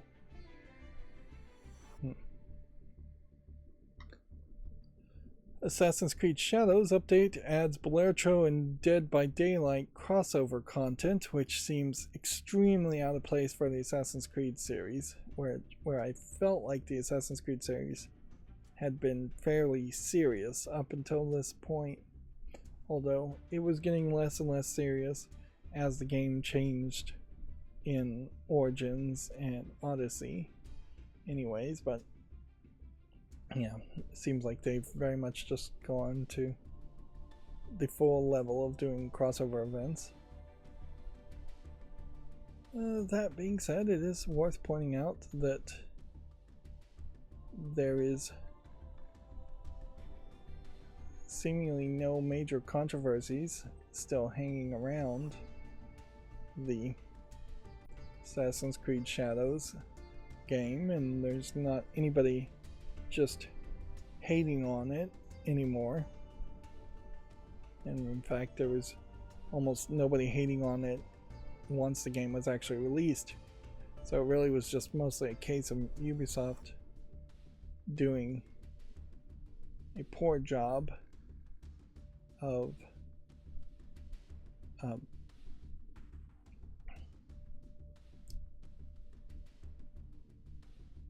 doing really a poor job of advertising and promoting the game before it was out. Looks like the Balatro is just an item, trinket, and the Dead by Daylight includes outfits, weapons, and trinkets based on the horror game, as well as the ability to ride its demon horse Maurice. That seems like that's more silly than I would think an Assassin's Creed game should be. Let's see. The previously canceled Dust and Rivals Pokemon Center Elite Trainer boxes have been reinstated. The highly anticipated set is finally released this week. More Pokemon card drama. Square Enix has settled a lawsuit with a mobile studio accused of copying assets from a canceled Front Mission game. I remember this story, and this probably highlights how terrible these lawsuit stories really are, in that they just go on forever. Let's see.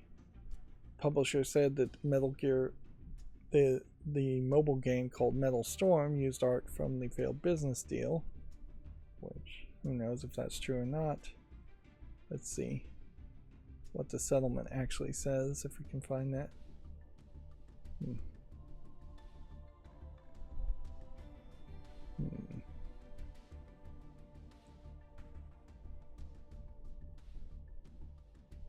Yes, they say the matter has been resolved, though the details of the settlement have not been publicly confirmed.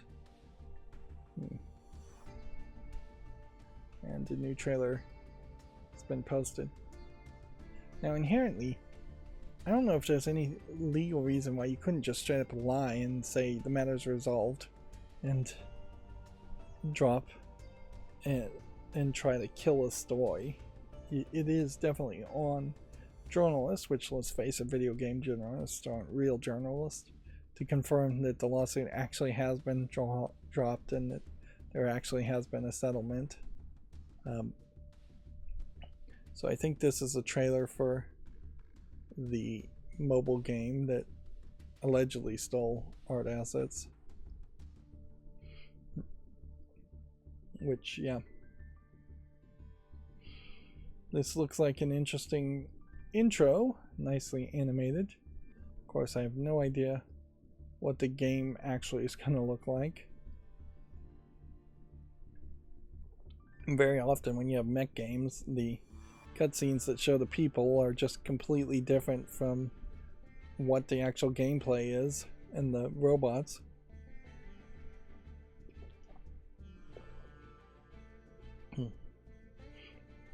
You have the lady here speaking in Japanese. I don't understand Japanese enough to translate it.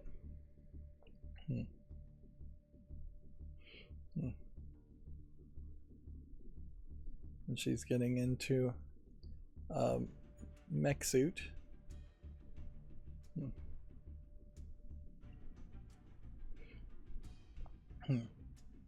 I'd still assume that there's a lot more enthusiasm for mech suits in Asia than there is in the West.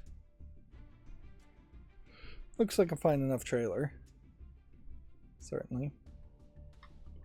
But unfortunately, the story being updated to say that they claim the situation has been resolved doesn't really give us any information. Nintendo appears to have blocked the recording of videos on its Nintendo Today app. Users trying to record trailers from the app end up with a black screen. So inherently, that is probably a major reason why Nintendo came out with an app, is that they wanted that scenario with in that level of control, which trailers, as my understanding of copyright goes, aren't even copyrightable. So they are just trying to stop people from doing things that definitely would fall very close to being fair use. And I would have to wonder if the rooted versions of Android, which very few people are running rooted versions of Android these days, would be able to capture this video. Although you're not really getting too much more out of this, because you probably use a USB-C video to HDMI out to project the image to a capture box and capture it from that point. But who knows? I doubt, though, that's just an accident. Like, it takes work to do that. It takes extra programming. A decision had to be made, and it definitely shows that there was an intention to block it, not just an accident. So Nintendo is acting like Nintendo as usual. So keep that in mind. Keep that in mind as you think about buying a Switch 2. Is this a company that really deserves to be supported anymore? Did they ever really deserve to be supported? Is this a company you really want to give your money to? Those are all personal questions, certainly, but it's something people should think about.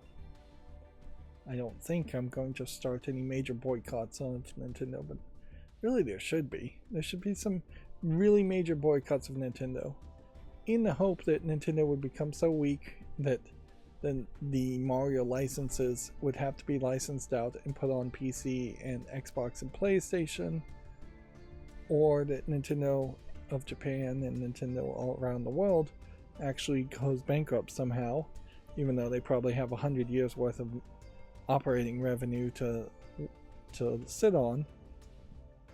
But yeah, if they went bankrupt and then there was just a new company in charge of the IP of Nintendo, we could probably do a lot better than what we are getting. It would be a very interesting world if Shigeru Miyamoto, for instance, left Nintendo and decided to start making games for PlayStation or PC. Moving on, Star Wars Battlefront 2 smashes on all-time Steam numbers, bolstered by the social media campaign. Fans of the franchise are attempting to spark a revival for the Star Wars shooter. Interesting. I don't think EA is really in a position, though, where they would start making a new Battlefront game because of this fan campaign, assuming it actually is a fan campaign and it isn't just actually advertising from EA where they are already making a new Battlefront game. Which, yeah, it might very well be that is the case too. Dragon Quest 1 and 2 HD 2D Remake are coming to the Nintendo Switch 2 as game key cards. Which, yeah. Again, I imagine at the East is going to be way more interested in Dragon Quest 1 and 2 remakes than the West, where even if the Western audience was going to play a Dragon Quest game, I don't think they're going to play 1 and 2. I think they're going to play 10 or whatever the most recent one is. And then Nintendo has also teamed up with Japan's online marketplace to fight Switch 2 scalping. Mercari, Yahoo Auction, and Rakuten are all working to stop Switch 2 consoles being resold. Yeah, we'll see how strict they really are. And honestly, in Japan, I think reselling Switch 2s could very easily be happening outside of online forums. That you may very well have Switch 2s being sold by hand from person to person in Japan, since it's such a small country and most people are in Tokyo. You may also have a bunch of Switch 2s that are being locked behind gacha style gambling parlors, where you sell it to a company who then would lock it in a box that would be a super prize box, and then people would have to gamble to get keys to different boxes, and some of the keys give away nothing or give away snacks, and most of them give away something below the value of the key you buy. And then one person gambles for the Switch 2 and actually wins it. Overall, the company still makes profit on that, though, because the number of gambles and the odds are so much in the favor of those gacha capsule. I think that's what they're called. Capsule arcades, maybe that's what they're called. That's what I'm thinking of. You could also have them in pachinko parlors. I don't know how big pachinko is nowadays, where you'd have to gamble for pachinko balls to get enough to buy to trade for a Switch 2. Alright, and that is all of the Video Game Chronicles story, so I'll take a short break. Now, weirdly, a little bit of an update. For the first time in 3 years, I think, since I last played this game, they actually made me agree to a new privacy policy on Yu-Gi-Oh! And they've got a new bundle that they're pushing, saying it's a must-have bundle. But I don't think too much more is different. Alright, so I'm gonna pause the recording and I'll be right back. Okay, I'm back. That was a shorter break, so I thought I might actually just buy a Steam Deck in between that break. Although doing that while live streaming is risky, to say the least. As far as, whoops, I showed credit card information online. So I probably would have bought it on my phone if I could. But maybe the fates really don't want me to do that quite yet. Not video game related, but I bought this protein whey powder that is like milk chocolatey, extremely milk chocolate, I think is the flavor. And I put 2 scoops into a blending cup on the Ninja Blend Sense, which is a fancy smart blender I have that senses, or at least tries to, what is in the container and blends it different ways. For example, if you put ice in it, it will go into max crush mode and it will try and crush the ice while doing it in increments. So it will go for a second or two, then it will stop and let the ice settle down and not just be stuck on the walls, and then it will go again. With 2 scoops of the whey powder, it went into max crush mode and was literally just trying to crush the powder, which it's just a blade. It's not going to crush the powder. It's just going to blend it with the water. And so it put its full efforts into it. And so when I took the blending cup and started drinking it, what I had started with 2 scoops of powder that were cold and cold water was actually rather warm water. There had just been so much friction in it. So I got hot chocolate milk, which it tasted great. And I'm like, oh, well, that was a surprising outcome. Now, weirdly, when I tried it the second time, I put only 1 scoop in, and I got not just cold water from my faucet, but cold water from my refrigerator, which is a little bit colder.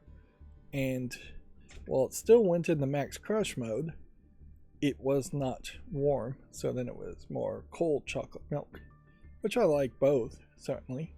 But I have a concern as far as taking in too much protein, because it's like 24 grams of protein a scoop too. So you're taking a lot, and yeah, I probably eat way too much protein already. And it's not super expensive. 1 scoop is $1 as a meal replacement. Is way better than anything you'll get anywhere else. And from a hoarding perspective, if you want to prepare for a zombie apocalypse, a chocolate protein powder in bulk would be the equivalent of gold dust. Like, because it's going to be impossible if a zombie apocalypse happens to get chocolate once it's missing from the shelves. You're just not going to grow the cacao plants in the United States. And you're definitely not going to go through the intensive process of turning cacao into chocolate. So it's going to be very much in high demand for anybody who likes it. It's going to be a sweet treat, which sugar itself is going to be kind of hard to grow, although growing sugarcane would be a lot easier than growing chocolate. And it's in a dust factor, so you could straight up trade people. Here is 1 scoop in a baggie for a deck of cards, a pack of cigarettes, a couple of fresh batteries. It very well could be a gold dust equivalent of a currency that would be consumed and would become rarer and rarer. Plus, in an emergency, zombie apocalypse type emergency, getting protein through meat is going to be hard, certainly, as far as cows and chickens and slaughtering them and preparing it.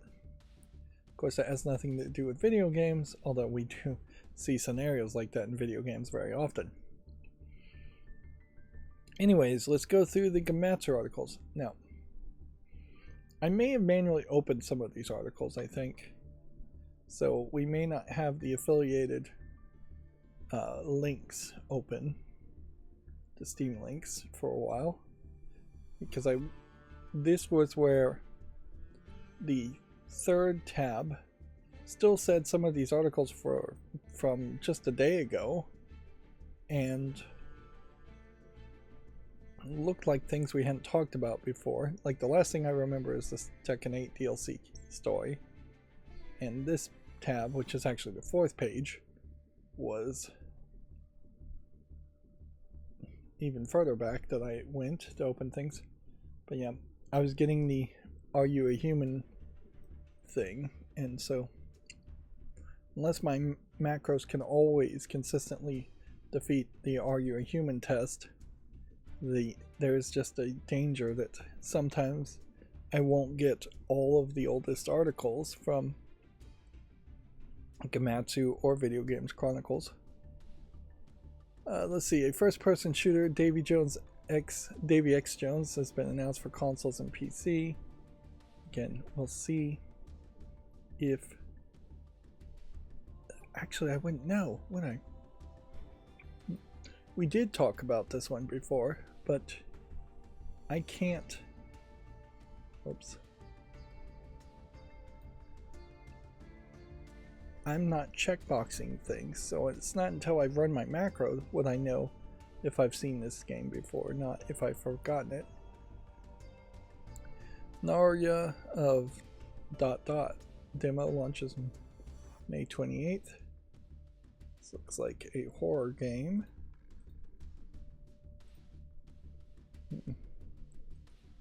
Which this is something that is on my fall list. So, yeah. I'll move that around. Dragon Quest 1 and 2 HD 2D remakes adds a Switch 2 version, launches on October 30th. I would assume and hope this was on Steam, but since this article is not really talking about the Steam version, I wouldn't be surprised if there isn't a link to it. It says PC. It may very well be that they just don't have a Steam page ready. Or maybe it's just that I can't ever find the Steam page. Honestly, it probably would make sense for me to go back and see if there's some way to underline the Steam links in particular. I don't know how I would do that though, because it's kind of all or nothing as far as whether you would have the custom style sheets on the HTML underline links. A game called Gold Adventure Gold launches in early access on June 20th, which I would venture a wild guess might be about collecting gold.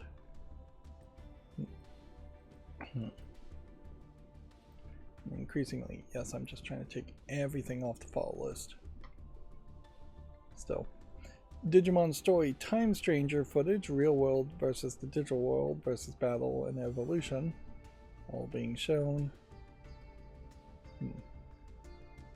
It's weird, certainly though, to see a couple of new characters in the Digimon world, though. They're just not really recognizable. These characters seem to be dressed very wildly compared to all the very normally dressed people around them.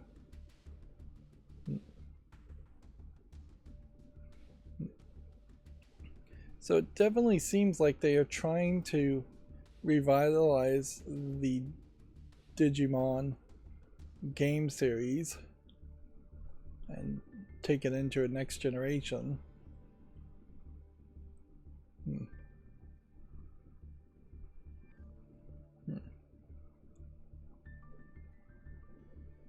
It seems like there's transition spots, so you're not just walking all the way around.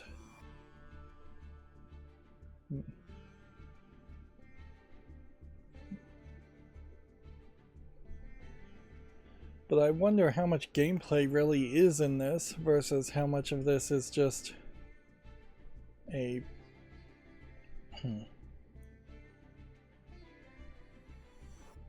yeah. And here they have just the Digimon talking. Now, in contrast, I'm not going to watch all of this video. You can see how the digital world looks way more interesting wandering around. Although, is this really like a Pokemon game where you're fighting the Digimon? That's kind of what the Digimon TV series have been in the past, but here it almost seems like it's more of a Detective Pikachu type experience.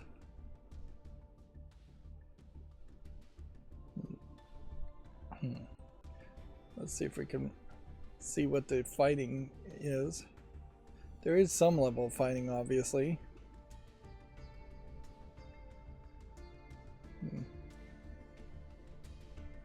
It's really hard to watch parts of these super long Japanese presentations, super long being 20 minutes in this case, where they are showing you very little.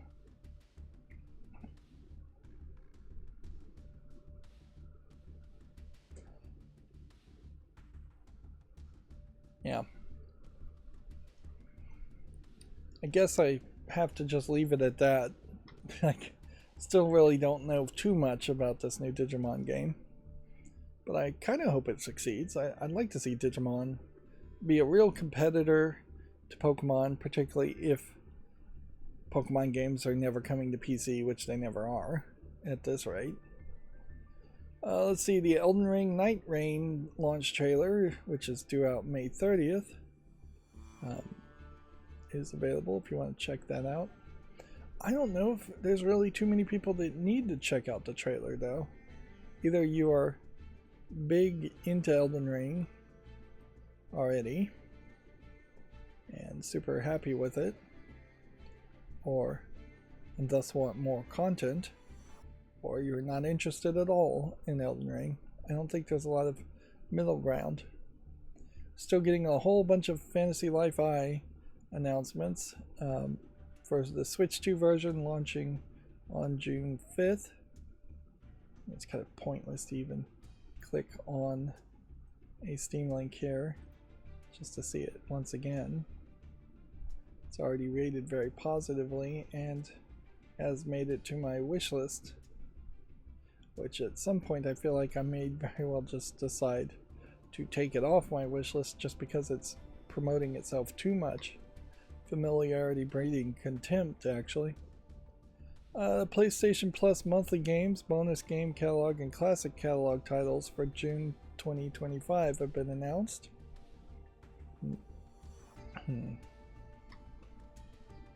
Claire Obscure Expedition 33 sales topping 3.33 million in 33 days. They would have probably said 30 days if it actually had been over that point in 30 days.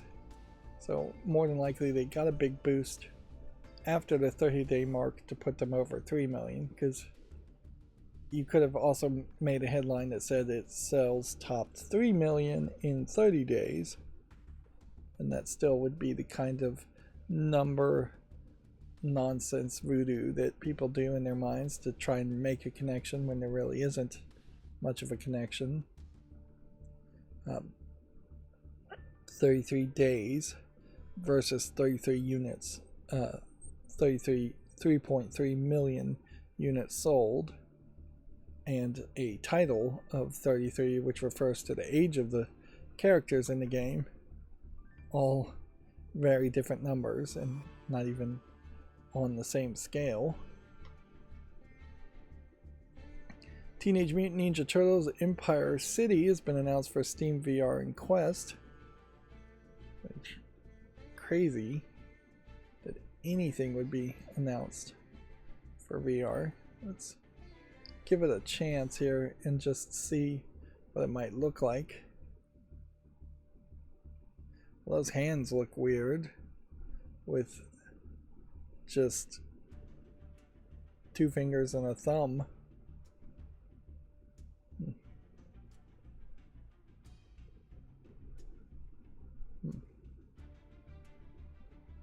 We're back to, I think, more traditional Ninja Turtle games, Ninja Turtle animations from the original cartoon. Not, I suppose, traditional from the original comic book.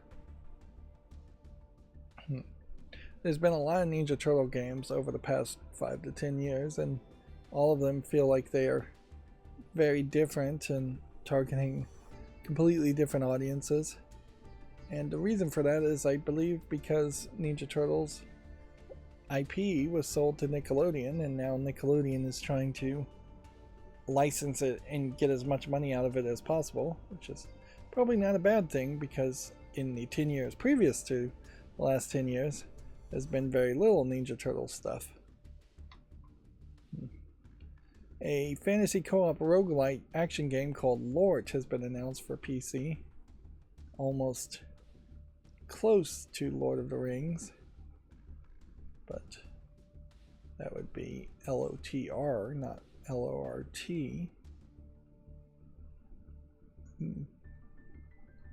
Don't know if I really expect too much from it, though, looking at the screenshots. Here, let's look at the Steam page. Yeah. Could be something, could be nothing. like basically every other game.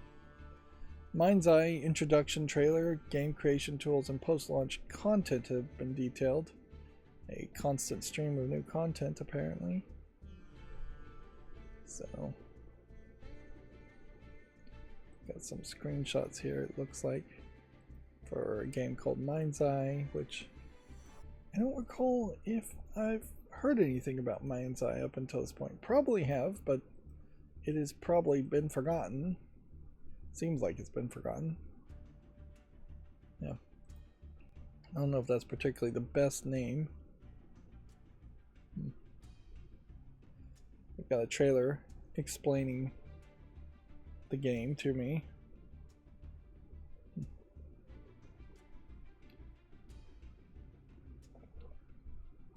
So it's kind of a cyberpunk game, the way it's being described, in some sense.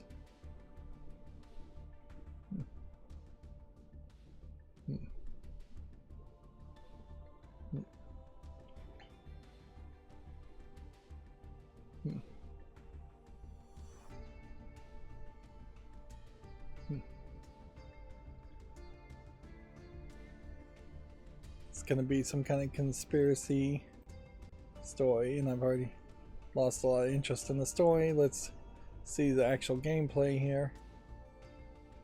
You're driving and you're shooting a lot. At some point you end up in space, which seems crazy. Looks like you have a drone that fights along with you.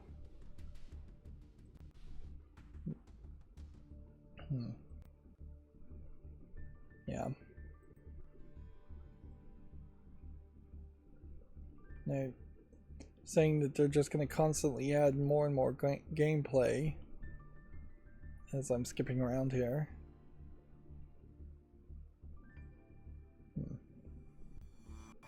Which that's just like incredibly hopeful to make a game that people would just play forever.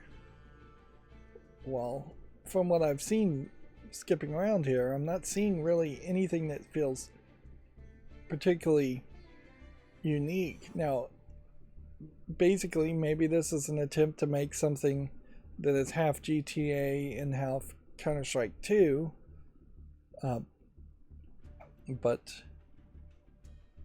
it'll definitely have to get extremely lucky if Mind's Eye just becomes super popular and gets a rabid fan base that wants to play it for that long. And I'd have to look up Build a Rocket Boy to know what else they have made. One thing I can also say is that this new update for Yu-Gi-Oh! Master Duel has the game server disconnect you even faster than it has in the past. Moving on, Atlantis Studio, established in south of France, co-founded by Ready at Dawn's Rue Surya. I don't even know what the name like that would come from. It sounds maybe a little bit Asian, but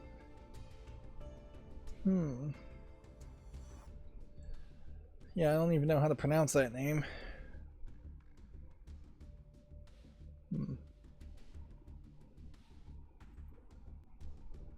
Yeah. See two people here.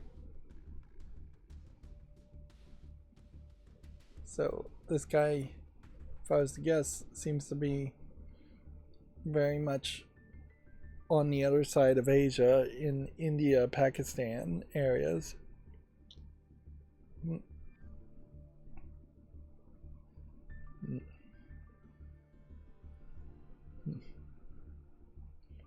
I don't know this person though. I don't think I've ever seen him. I don't know what he worked on. So it's interesting to have a trailer and have them highlight this. Now this other guy with the man bun looks like he might be quite the personality. It's a nice way of saying it. A personality that probably I would not enjoy.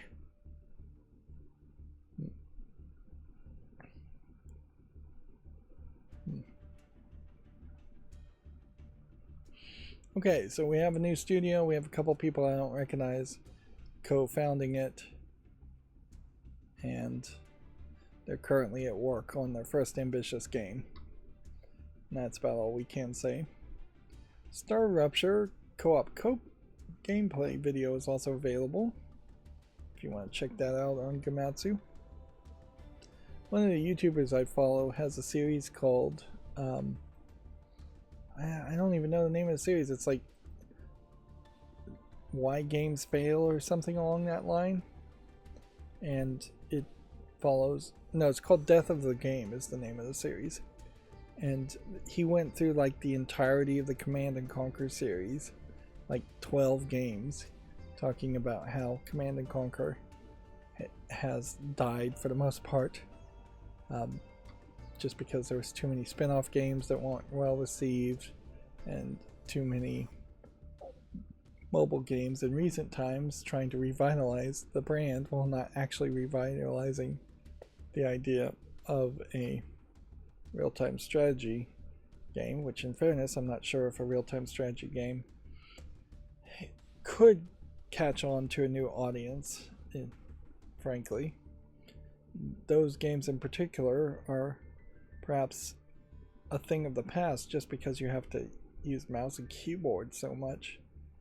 And I don't know if we have anything that has made really good real-time strategies and had controller support.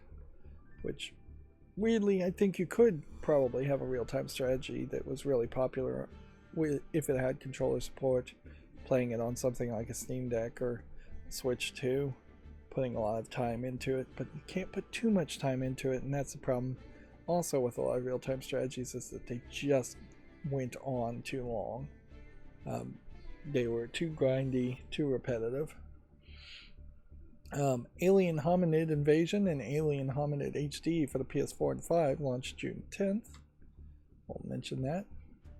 Ferocious's open playtest signups are now available, which guess you can get to via the Steam page. Which I always would like to see some kind of fighting dinosaurs game that actually would make sense and be good. It's weird that there really haven't been any at all, because it's definitely a genre that should have been attempted very often. A game called Sand has a PS5 and Xbox Series versions. One of the things I think I might want to do as a new project, and I don't know how I really am going to pull this off, is I would like to figure out if there's a way to block off the air conditioning vent in my room so that it would push the air in a different direction and maybe make it quieter while still cooling the room, which is the most important thing that needs to happen. But yeah, ever since summer has happened, the air conditioner has gotten very noticeable, which maybe means it's full of dust, but I can't really deal with that at the moment. This is another one we can take off the follow list and instead use my new checkboxes for. An open world cooperative survival crafting game called Train Fort has been announced for PC. Playtest signups are now available. Check that out too. It's interesting, we're starting to see a case of playtests becoming more of a thing. A cozy, that was one of the problems I definitely had with the Assemble with Care game I played, is using the phrase cozy. I think cozy has pretty much lost any meaning that it may have once had, but a cozy renovation and cleaning game called Hosey has been announced for PC, which Hosey, to me, in my perverted mind, sounds like a game where it's a cozy game where you're pimping out hoes. Where if you wanted a cozy game about house remodeling, you might go Homesy or Housey.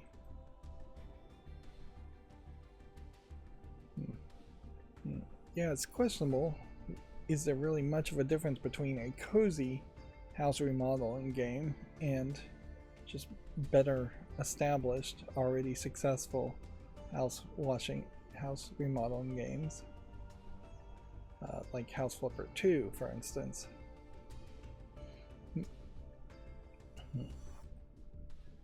Let's see, the All Will Fall open beta test is set for June 9th. Yeah. Make a YouTube short on that. The King is Watching launches in July. It's a roguelike strategy game. Let's check that out. I swear at some point here, some of these links will already be clicked on. That'll save me some time. Of Ash and Steel closed playtest signups are also now available. Yeah. So maybe this is just a new trend, or maybe this is something I've just not been paying attention to in previous years, but it definitely feels like the end of May all of a sudden becomes the time where you see playtests happen. We are now closer to games actually being made. Streets of Rogue 2 Paradise trailer is available. Let's see what that looks like.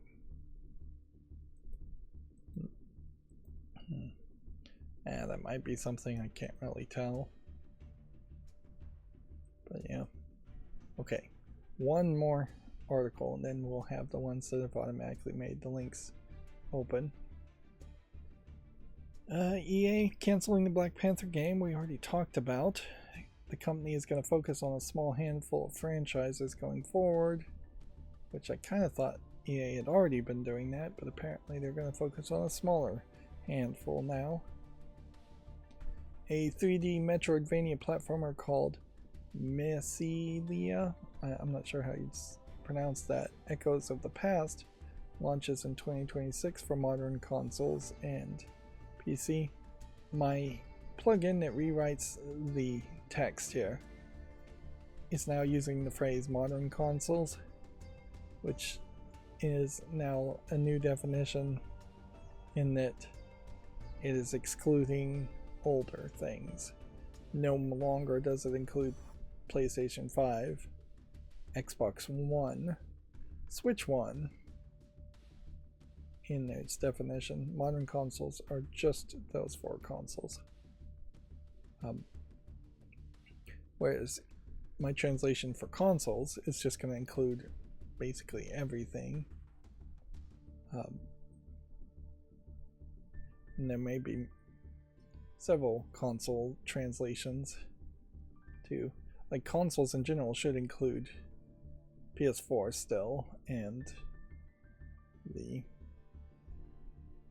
Switch One.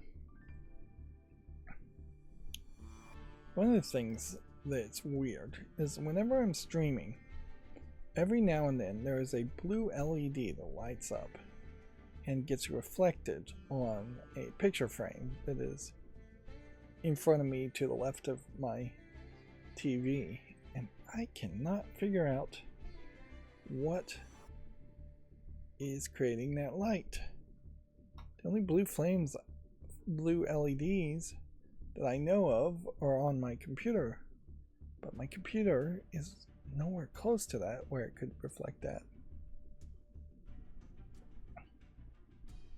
So yeah, it literally might be coming through the window behind me, that the curtain flaps at a certain point. And I know there are some blue LEDs actually on my neighbor's house that are part of a whole solar array nonsense he has. He got definitely ripped off on that, and he knows it.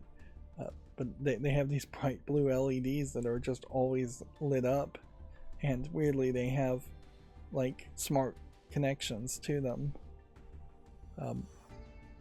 so your neighbors can connect to it if you don't secure it and lock it down. And I wonder if that is exactly what's going on. Anyways, I'm getting distracted, and there's no point in being distracted at all when doing these streams because they already take way too long. A deadly bouncing ball first-person shooter called Sideless has been announced for PC. Sideless. I guess that's a funny little pun. As far as a sphere would have no sides. We're getting announcements for games in 2026, and more than likely a lot of those games are going to just be delayed to 2027, 2028. Yeah. 2030 might be a good year for video games at some point, but who knows. A game called Lost in Prayer launches in early access on July 15th. It's a grid-based roguelike game. Let's see what it looks like here. Again, just taking everything off the follow list. It's supposed to be escape purgatory through hell or heaven, or die trying. Yeah. Visuals here not really catching my attention much.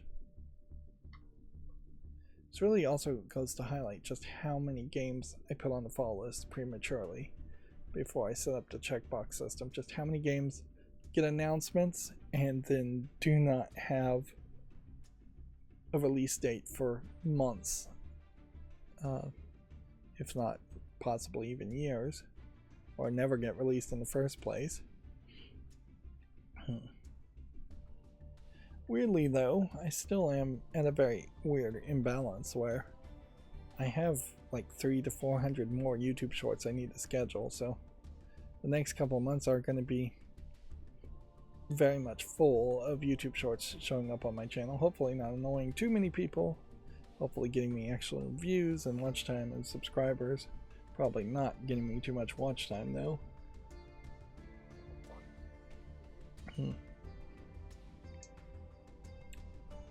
Let's see. A fast action game called Poem Ex Machina has been announced for PC. It's due out in the spring of 2026. Fast-paced hack and slash game. Might be something. A music-based 2D shooter slash platformer, Lava Loop, announced for PC.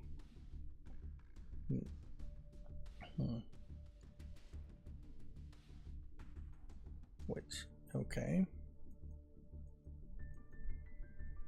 That looks interesting in its art style. It looks different, although it is a rhythm game, so I probably would never play it. Yeah, just a ton of things that are to be announced. Which I guess is what you have to do to promote your games, is that you have to announce them super early and get people to wishlist them. The Lonesome Guild demo for PC is now available. Weirdly, this Steam link is not open, which makes me wonder if there's a reason for that.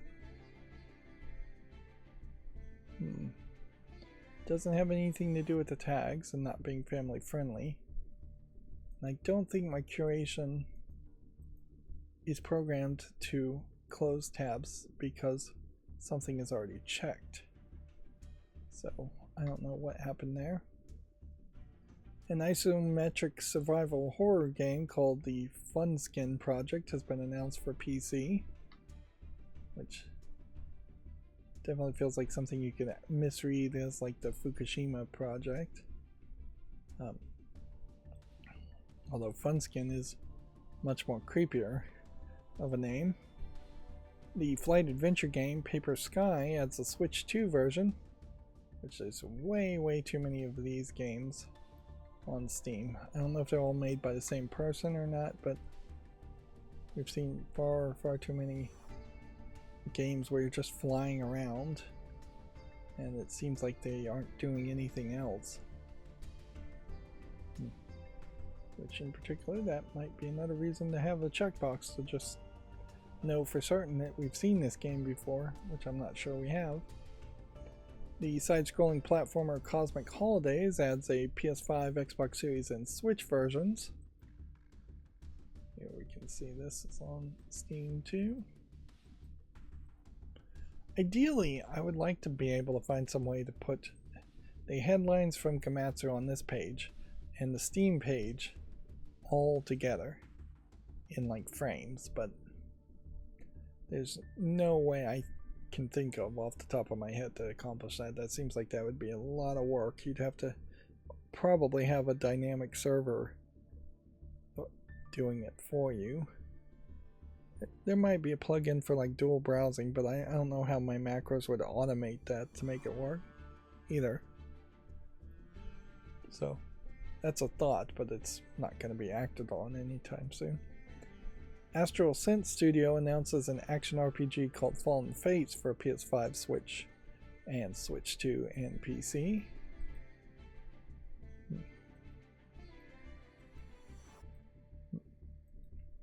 I can't help but feel like maybe I'm getting a little jaded even on the screenshots of video games at this point. And I'm having a hard time even finding things that I think might even have a chance of being good. Maybe I'm becoming more critical than I really should, or maybe I'm becoming the right amount of critical. Let's see. Ju Fu Tai Raiden's Guide for Pixel Museum launches June 5th. Which I would assume this is a Pixel Cross type game. If I was guess, but I'm not sure. Yeah. Pictocross type game. Anime girls and Pixel Cross probably don't mix particularly well. And I don't know if I really would want to do Pictocrosses. Although in fairness, I probably would be better at Pictocrosses than the cracking the cryptic level of professional Sudoku variants. So I could maybe find a happy medium doing Pictocross. But it almost feels like if I was going to play a Pictocross game, I need to have one that has a lot of puzzles and then do just a small number of puzzles per day to really drag it out. And I don't know how I would make a series around that. And I don't have any need to make these streams longer as far as the news streams and the podcast stream, as we call it, to play something like Pictocross. Yeah. So why is this checked? I guess we've seen it before, so I'm not going to make another YouTube short on it. Pokemon Legends Z to A launches October 16th. That obviously is not going to have a Steam link. Orcs Must Die Death Trap is coming to the PS5 on July 29th. Apparently that's not on Steam either. Wizards of Legend 2 launches June 12th for the PS5, Xbox Series, and PC. Which this is on Steam. And we can see very poor reviews on it, so just go ahead and take that off the list. And inherently, there's just no reason to really check something if I'm taking it off the fall list, because eventually I am going to just end up deleting all the checks too. I'll go back and check everything after a month or two, I guess, and what I'm hoping doesn't happen is, by the way these checkboxes work, it somehow slows down Firefox like crazy or fills up my hard drive, which it might slow down Firefox. It probably shouldn't fill up a hard drive though. Alright, and that's going to bring us to gaming on Linux, so let's see if we can burn through these fairly quickly. I'm not sure.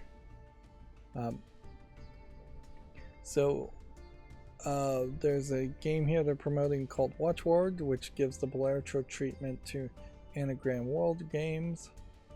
Weirdly, though, this is not what I saw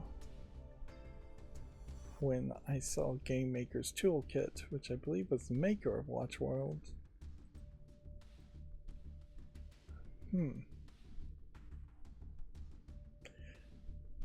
Interesting. So this is not the game I'm thinking of. There is a different game with words that are like Belatro that also has been announced, and it's from Game Maker's Toolkit. This is more of a Scrabble Boggle type game and animated very differently. Okay, well, I find that intriguing, but my vocabulary is not particularly the best, particularly when you're starting to look for like 9-letter words or longer, and my spelling is pretty weak too, so I'm not sure I would really want to play a word game for footage. Whereas the beauty of Belatro, I think, is it's so kind of simplistic and random that you don't really have people saying, well, I'm not good at poker, so I'm not going to play Belatro. A retro dungeon crawler called Branny Skeldalu gets Linux version and source code re-release. It's interesting that the source code would be re-released. Why would you have to re-release a source code? Did they put it up and then take it down from something like GitHub? Oh, I guess it's been re-released under a new license. Source code was publicly available even before its Steam release, but we hope the formal release will increase its reach. Interesting. The game itself, though, is kind of rough. Definitely looks like an old school game, and definitely isn't something I think I would put on my wish list. But you know what? I'll be generous and make a YouTube short on it. Anyways, let's see. SteamOS massively beats Windows on the Lenovo Go S, according to the YouTuber Dave2D, who managed to get their hands on the Lenovo Legion Go S, which I would assume is... Did he get both of them? Or did he get the Z2 Go chipset instead of the Z1 Extreme chipset? Weirdly, the Z1 chipset has more power overall, but maybe you're more interested in battery life, so the Z2 Go might be better for you anyways. But this is the Z2 Go, so the lesser powerful version, and his tests say you're getting almost 60 on SteamOS, where you're getting 46 frames per second on Windows, 70 for Helldivers 2, 65 here, Doom Eternal 75, 66 here. Except for the 46 here, these are all very decent frames per second, though, for a handheld anyways. Spider-Man 2, weirdly, 1 frame less on SteamOS. But, yes, this is reconfirming that there's just a lot of bloat on Windows, and Windows is just not really optimized for gaming or optimized for being used on a handheld. But yeah, there is still, I think, room for improvement on the SteamOS side itself, and hardware in general could always be improved. So here's the Lenovo Legion Go S, and yeah, the buttons are kind of in different places for the menus and different options, which doesn't really matter. The D-pad is in a different location for this if you want that Xbox style layout, but then the buttons, I think themselves, may feel a little bit more scrunched up. You don't have the dual touchpads, instead you have bigger speaker grills, so the audio might be better. You have these LEDs around the analog sticks. These analog sticks are not capacitive analog sticks like the Steam Deck. And some things about the triggers. I think there's only one button on the triggers on the back, compared to 2 buttons on either side for the Steam Deck. So there's hardware differences, and that's really where it should appear most, is the hardware differences. I also saw somebody do a video testing out the speeds and the amount of noise that the fans make, and I think they said that the Lenovo Legion Go is a pretty good quiet device also. Let's see, Steam Workshop support has come to Civ 7 in June, or it is coming in June, with a new update out now, which is the Civ series, as we can see here, not doing well as far as the reviews go. Mostly negative in the last 30 days and mixed overall. I would assume that's not just one problem. So yeah, really, how can you even expect real-time strategy to come back when major names like Civ are getting poorly received? Let's see, Becoming Saint mixes a roguelike with a mini medieval real-time strategy game, according to Gaming on Linux.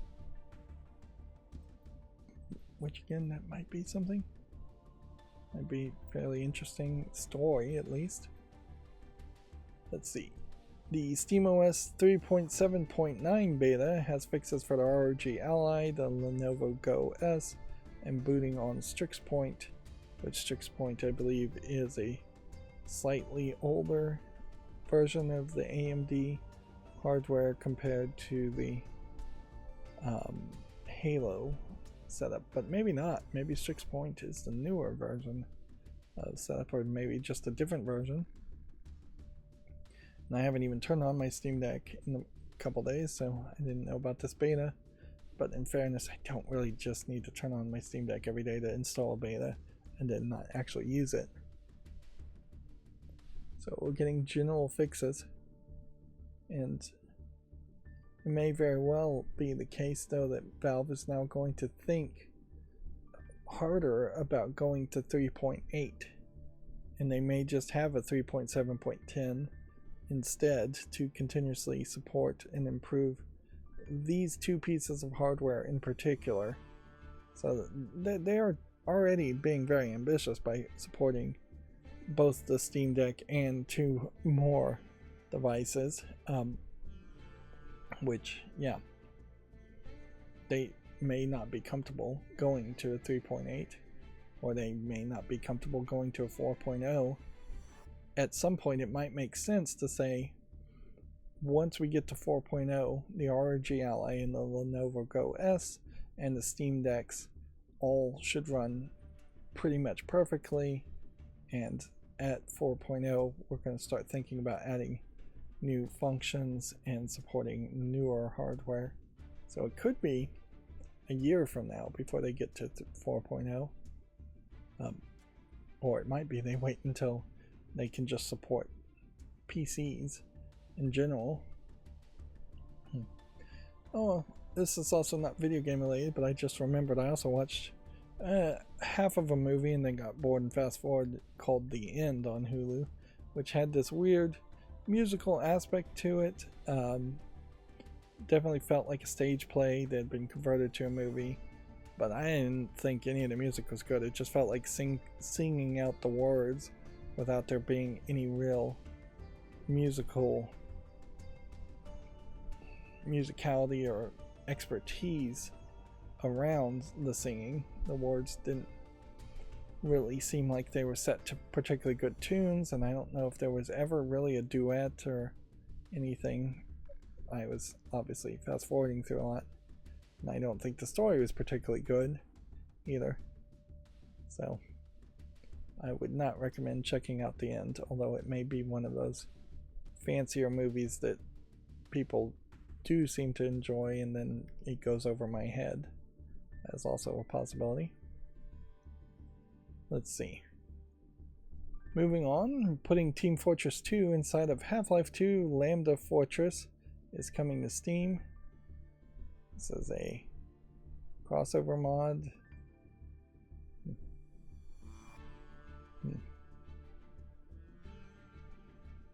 So you have Team Fortress people running around in what looks like the maps of Half-Life 2, which I think is only going to change a little bit. It certainly does paint an interesting alternative universe where, had Half-Life as a series become something more like Team Fortress 2, you'd be playing a very different game and having a very different story. You can see Team Fortress 2 is very cartoony and silly, and Half-Life is more serious than that, and it's a single player experience. Although there is probably a real inability to make something like Half-Life and have a bunch of people running around when Half-Life 1 and 2 were released.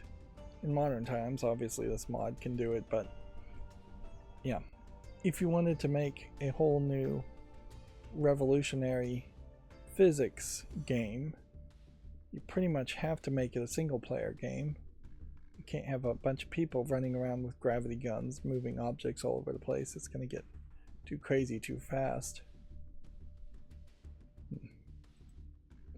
Let's see, Splitgate 2 now works on desktop Linux with the anti-cheat updated, which, okay. Does that mean it doesn't work in gaming mode, or does that just mean it works on both now? Seems like it kind of doesn't matter though. This game is already mixed reviewed pretty poorly. Zombies vs. Vampire Fest is live now on Steam with some recommendations. Still not 100% sure that my macros are not just opening up all of the links on SteamOS. I mean, gaming on Linux. Yeah. But I'm not sure if I have seen any of these stories before. You can play as a virus inside Winnie the Pooh in Winnie's Hole, which, okay, that sounds like a joke game. Winnie the Pooh is public domain, but elements of Winnie the Pooh definitely are not, like Eeyore. Those were made by Disney in Disney movies, and they were made later, so the copyright on them still exists. Although it's only going to be a matter of a few years until that is also public domain. But the idea of things going public domain is not getting proven to be very helpful for society so far, as we just have these very bizarre, weird, usually horrific twists on these characters. It definitely would have made a lot more sense if things went public domain earlier, so people could make more products when the characters were actually cared about and interested. Now it really is the case that you can make a Steamboat Willie game if you want to, but nobody's gonna really care. Like, the excitement for Steamboat Willie has died down decades ago. And yeah, there's barely any excitement for even the newer versions of Mickey Mouse. FIFA World Rally Championship returns. Games return to Nacon. I don't know if that means the old games are going to get relisted, but they are going to try to completely reboot it. And I do believe we looked at that article. The indie puzzle game Cogs from 2009 has gotten a remaster, and it gained native Linux support version. Yeah, these kinds of simplistic games probably should be remastered and should be pretty easy. I believe I got this on my cell phone and played it. I don't own it on Steam though, and so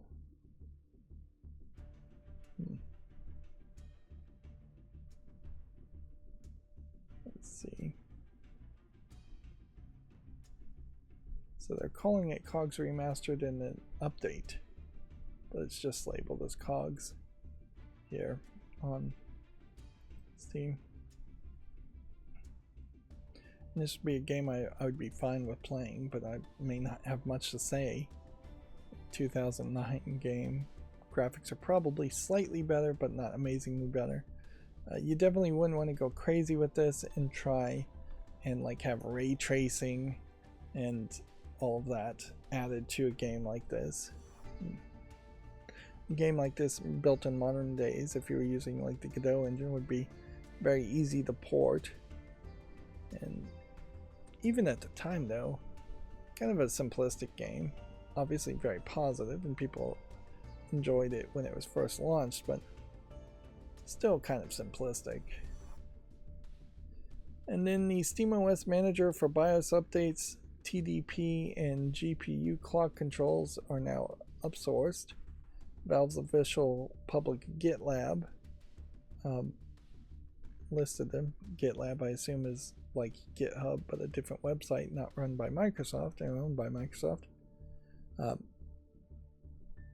Which probably explains a lot, is that they are using GitLab because they hate Microsoft. They put the SteamOS Manager under a open source MIT license following the SteamOS 3.7 release for more devices.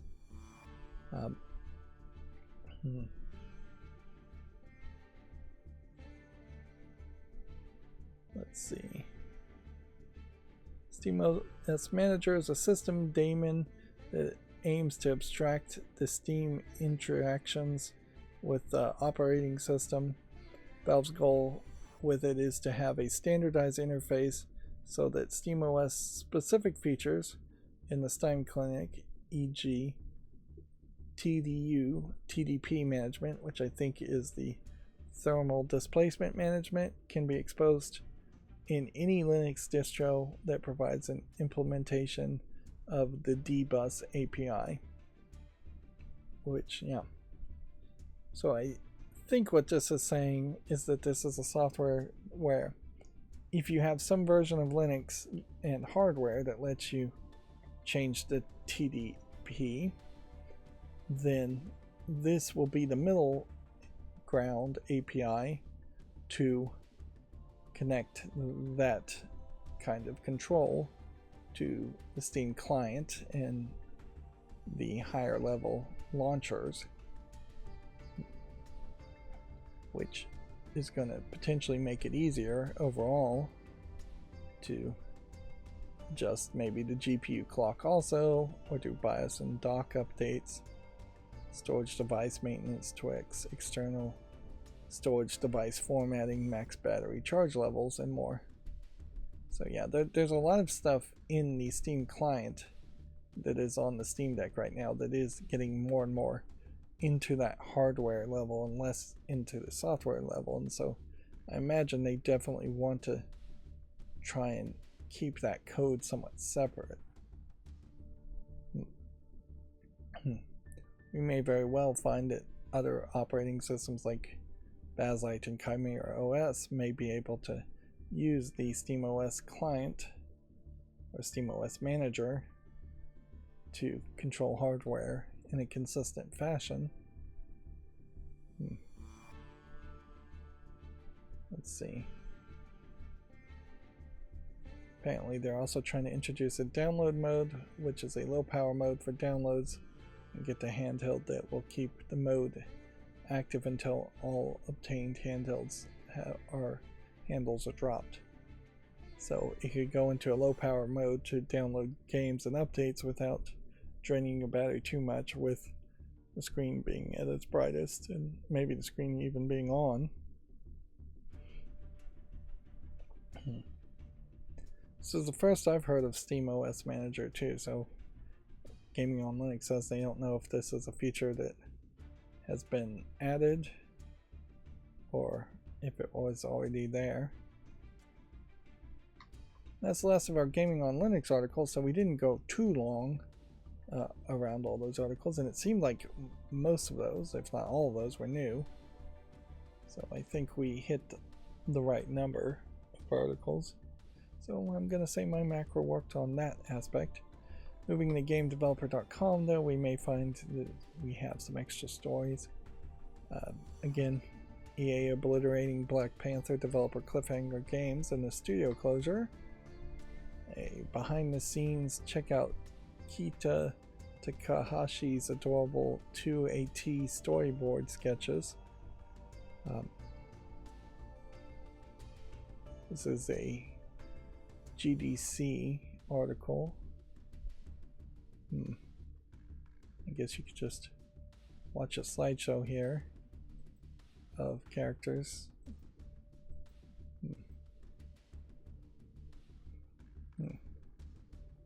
If you want to check it out, looks like it's just some new game. And then the next story is what I learned during a marvelous meeting with 2AT creator Kaita Takahashi. What is the game? I don't know. This is the subheadline here. Let's see. Shuhei Yoshida warns that subscription services could become dangerous for developers if the big companies dictate what games can be created. I don't think that will advance the industry. Which, yeah, there is always going to be that danger, although it's already really at that point. Publishers are pretty much dictating what is being made, and a lot of games have always been pitched and rejected by all publishers in the first place. And so there definitely have been a lot of games that have not been made that game developers would have liked to make. The only slightly different thing here is now if Microsoft has Game Pass and they are just constantly getting money, they are potentially gaining more influence to dictate what games are being made. Although weirdly in that example, I don't know if Microsoft really is doing enough dictation. Particularly, it doesn't seem like they're even really pushing the companies they already own to even make games. And Sony, with PlayStation Plus, isn't so much dictating what games are being made as far as it is dictating what not to make, in that they have promoted censorship multiple times, and more importantly to a lot of people, they just have not pushed and promoted and funded the development of more games like Uncharted or Last of Us or any of their other major games, exclusives. But yeah, I think Shuhei Yoshida is very right to be concerned about subscription services, although there's a lot of right to be concerned about everything. Particularly in Japan, only recently have we started to see video game developers actually go out and start their own companies. The old style of working for a corporation that's giant like Sony has stayed in place for decades, and only now are Japanese companies willing to branch out and form their own companies and try something different. So for decades it has been the case where you would have the likes of Bandai and Capcom dictating what was being made to their employees, which pretty much, as long as somebody else is funding it, somebody is going to be dictating it. And even if you're self-funding the development of the game, it still has to be popular amongst the consumers, or you're going to go broke and not be able to make your next game. So no man is truly free is, I guess, what you have to take from that. No artist is truly free to make whatever they want and still fill their belly. They are always being pulled by moneyed interest, whether it is publishers or consumers. Let's see, Apple has its first ever internal studio after acquiring the sneaky Sasquatch developer RAC7. It's a two-person team, so basically they probably just hired two people, and acquired the company as a way of hiring 2 people. Let's see, a cult Flash game has been revived after the programmer rescues the source code from a kid's laptop. How an 18-year-old fan led a commendable preservation effort for a dungeon rampage. Interesting. So was the programmer related to the kid, or did the programmer just get the laptop somehow? Or was the laptop given to the programmer? I'd like to know a little bit more details on the story.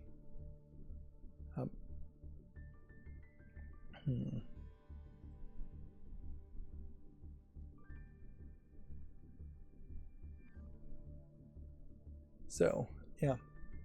Here's the story. That was when the engineer discovered he still had a copy of the source code on a hand-me-down laptop he had given to his daughter. Mako then took the unusual step of securing the IP rights to Dungeon Rampage and contacted Game Breaking Studios for support. Game Breaking is now developing and publishing the revived game. Interesting. So he didn't own the IP rights, but he apparently did own the source code. He was obviously somewhat interested in this. This kind of feels like this might be a made-up story, though. Is that he actually probably decompiled the game or stole the source code in some other way that wouldn't be legal. And so you make up this cutesy story going, oh, well, I worked on the game and I had the source code, which he probably did work on the game on a hand-me-down laptop. Although I wish most programmers would do that they would just hold on to the source code of anything they work, whether they're legally required to do it or not. And put it out for free, if nothing else. You can see this game, Dungeon Rampage, is available on Steam, or early access on Steam. Which, in fairness, if you were really obsessed with this game, and people were really obsessed with this game, you probably could just remake it from scratch and do better on the second time around. With a new engine, particularly. Okay, and then the final GameDeveloper.com article we have for today says Niantic spinoff continues layoffs with a small number of additional cuts. Niantic Spatial, the new look company that emerged following the sale of Niantic's game business, has laid off another 5 employees. Okay, and we'll leave it at that. That's going to bring us to all new games on Steam. Again, the news follow list cleanup still not really happening. This game Floodlight caught my attention, certainly. It might be something. And then just go through all these new games. Krispy Kreme apparently is doing a Pac-Man crossover. I keep getting advertised that on Steam. On Facebook, as far as buy these slightly decorated Pac-Man donuts, which I suppose if you were a content creator like that, you might do a taste test.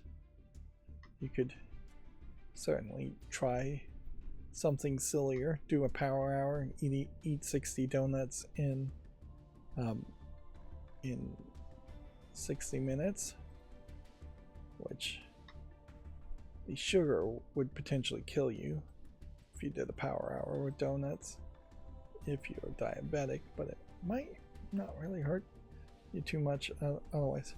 But then the carbs might make you feel very uncomfortable and possibly sugar rushed high later on. And if you're on a short-term sugar rush from eating the glazing and the sugar, and then you are on a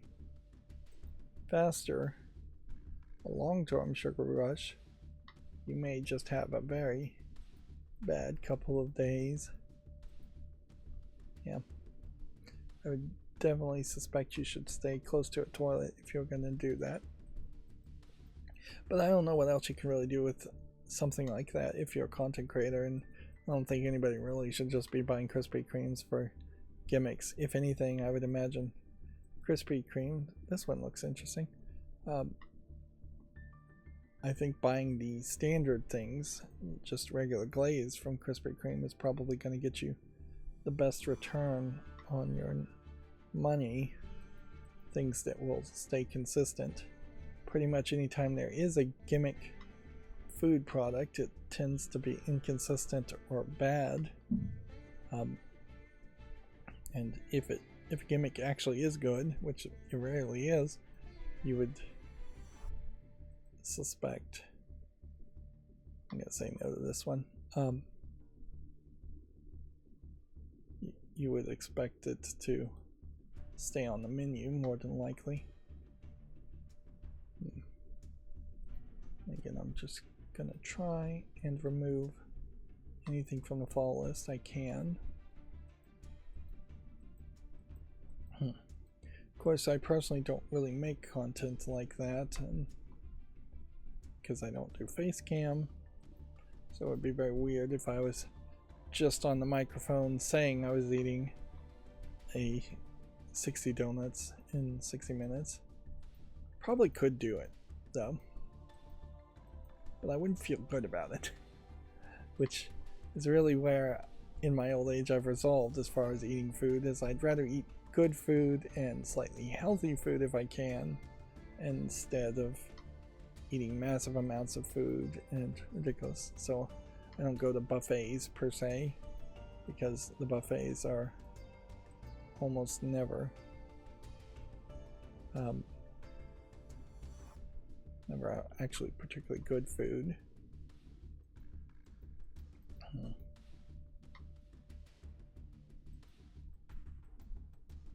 Yeah, it would be something that content creators could do though as evergreen content. Evergreen content meaning it's something that you could just have in your back pocket if you miss a week as far as content, and you could play it, you could rerun it.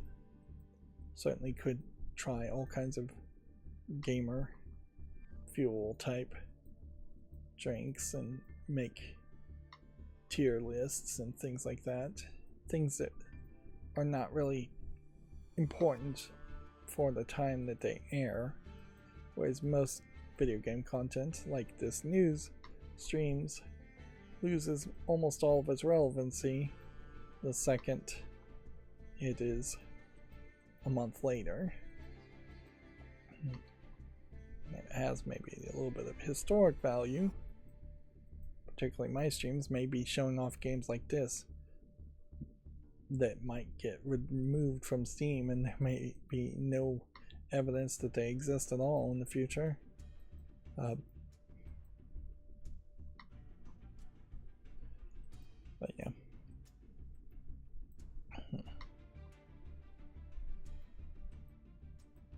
I don't know what kind of video game crossover tie-ins, promotions one would want.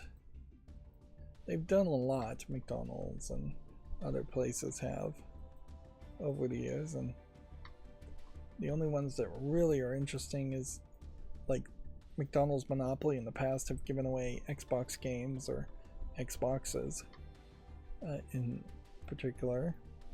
Maybe some people have given away PlayStations if you play the dumb McDonald's Monopoly game, which was, as far as I recall, I think the story is that the people that won the big prizes on those cheated, and no actual person, deserving person, ever won any of them.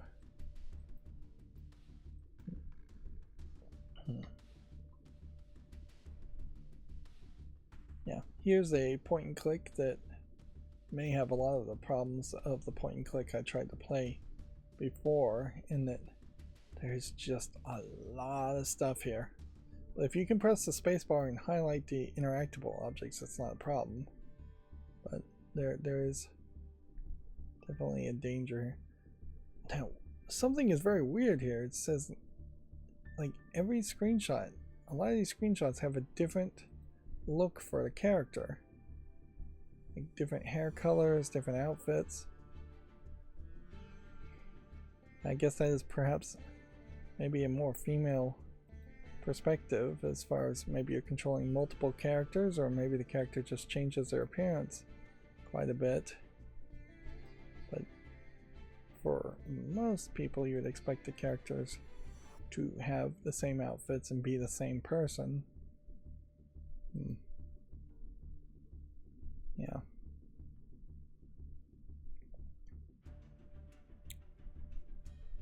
But yeah. You do generally want point and click games to have a lot of stuff in the background and the rooms to feel lived in, but not too much stuff. Not a realistic hoarder's amount of stuff in a room. You need the interactable objects to stand out. Another problem with the point and click game I'm playing is that there's just no guidance at all, so I don't even know what the goal is, and usually you should be able to figure that out. That usually your goal is to escape a room or go to a place or unlock a box or something, and yeah, I don't even have a clue as to why I'm doing certain things. Even following a walkthrough, there's not really a lot of clues as to why you're doing certain things. And that's not a good way to make a point and click, in my opinion, where you're just doing random actions until you find that you've moved the story forward. That's just going to be very brute forcey.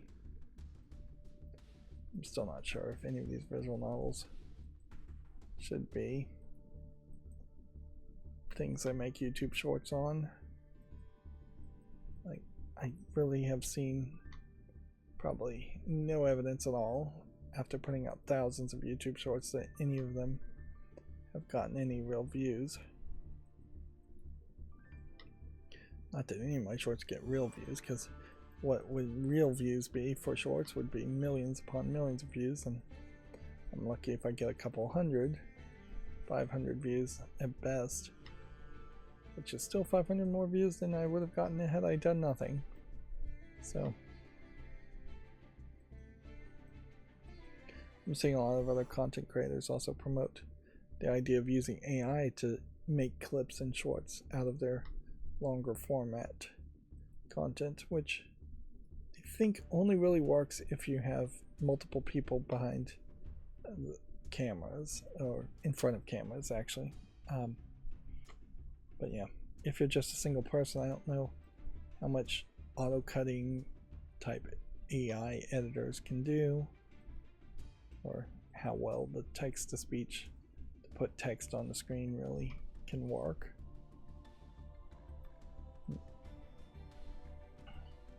This game is probably nothing, but I'm going to give it a chance.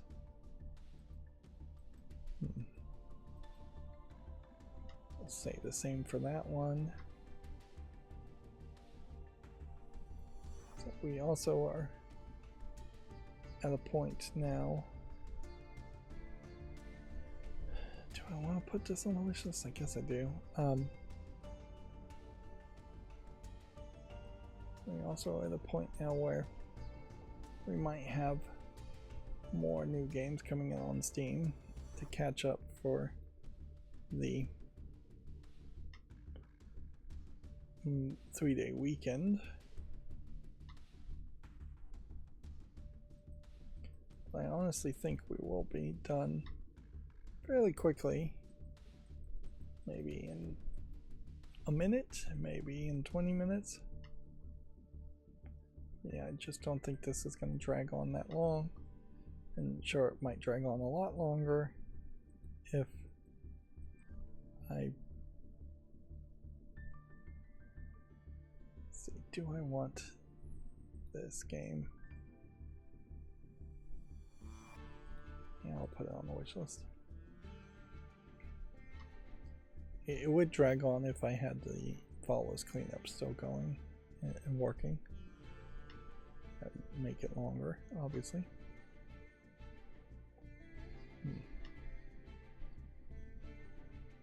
But yeah, looking at things that came out the 27th, today is the 28th, so there's either a day on one side or a day on the other side still to go through. So maybe I'm being prematurely hopeful.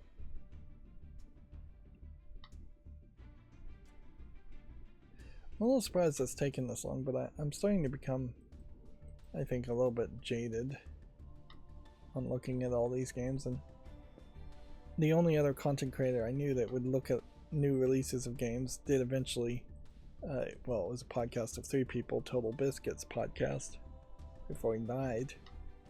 They eventually started to scale down less and less as far as what they were actually looking at as far as new games, and become less and less interested in it. Yeah, I do think it just wears you down. It's definitely not for the light of heart or your average consumer, which is weird, because then the question certainly becomes, how do people look at new games and consider playing new games on Steam? And there is, unfortunately, the only answer I think is true is it's word of mouth and other kinds of advertisement outside of Steam, or it is the front page algorithm promoting games to people, which the algorithm is probably not promoting everything equally to different audiences. Communist Manifesto in the form of a visual novel, low effort visual novel from the looks of it. Starting to see like more Happy Bird clones too. And that's another thing is that I still need to work on, is that the end of show interstitial is missing. It's not getting launched, so I need to work on that too. So let's just pretend instead of saying follow this cleanup, that says end of show, because we are done with the show. So I wasn't wrong. It was only going to take a few more minutes of cleanup. Alright, well, that's going to be it for this recording. As always, I ask you to like, share, subscribe, comment, and keep on watching. Thanks.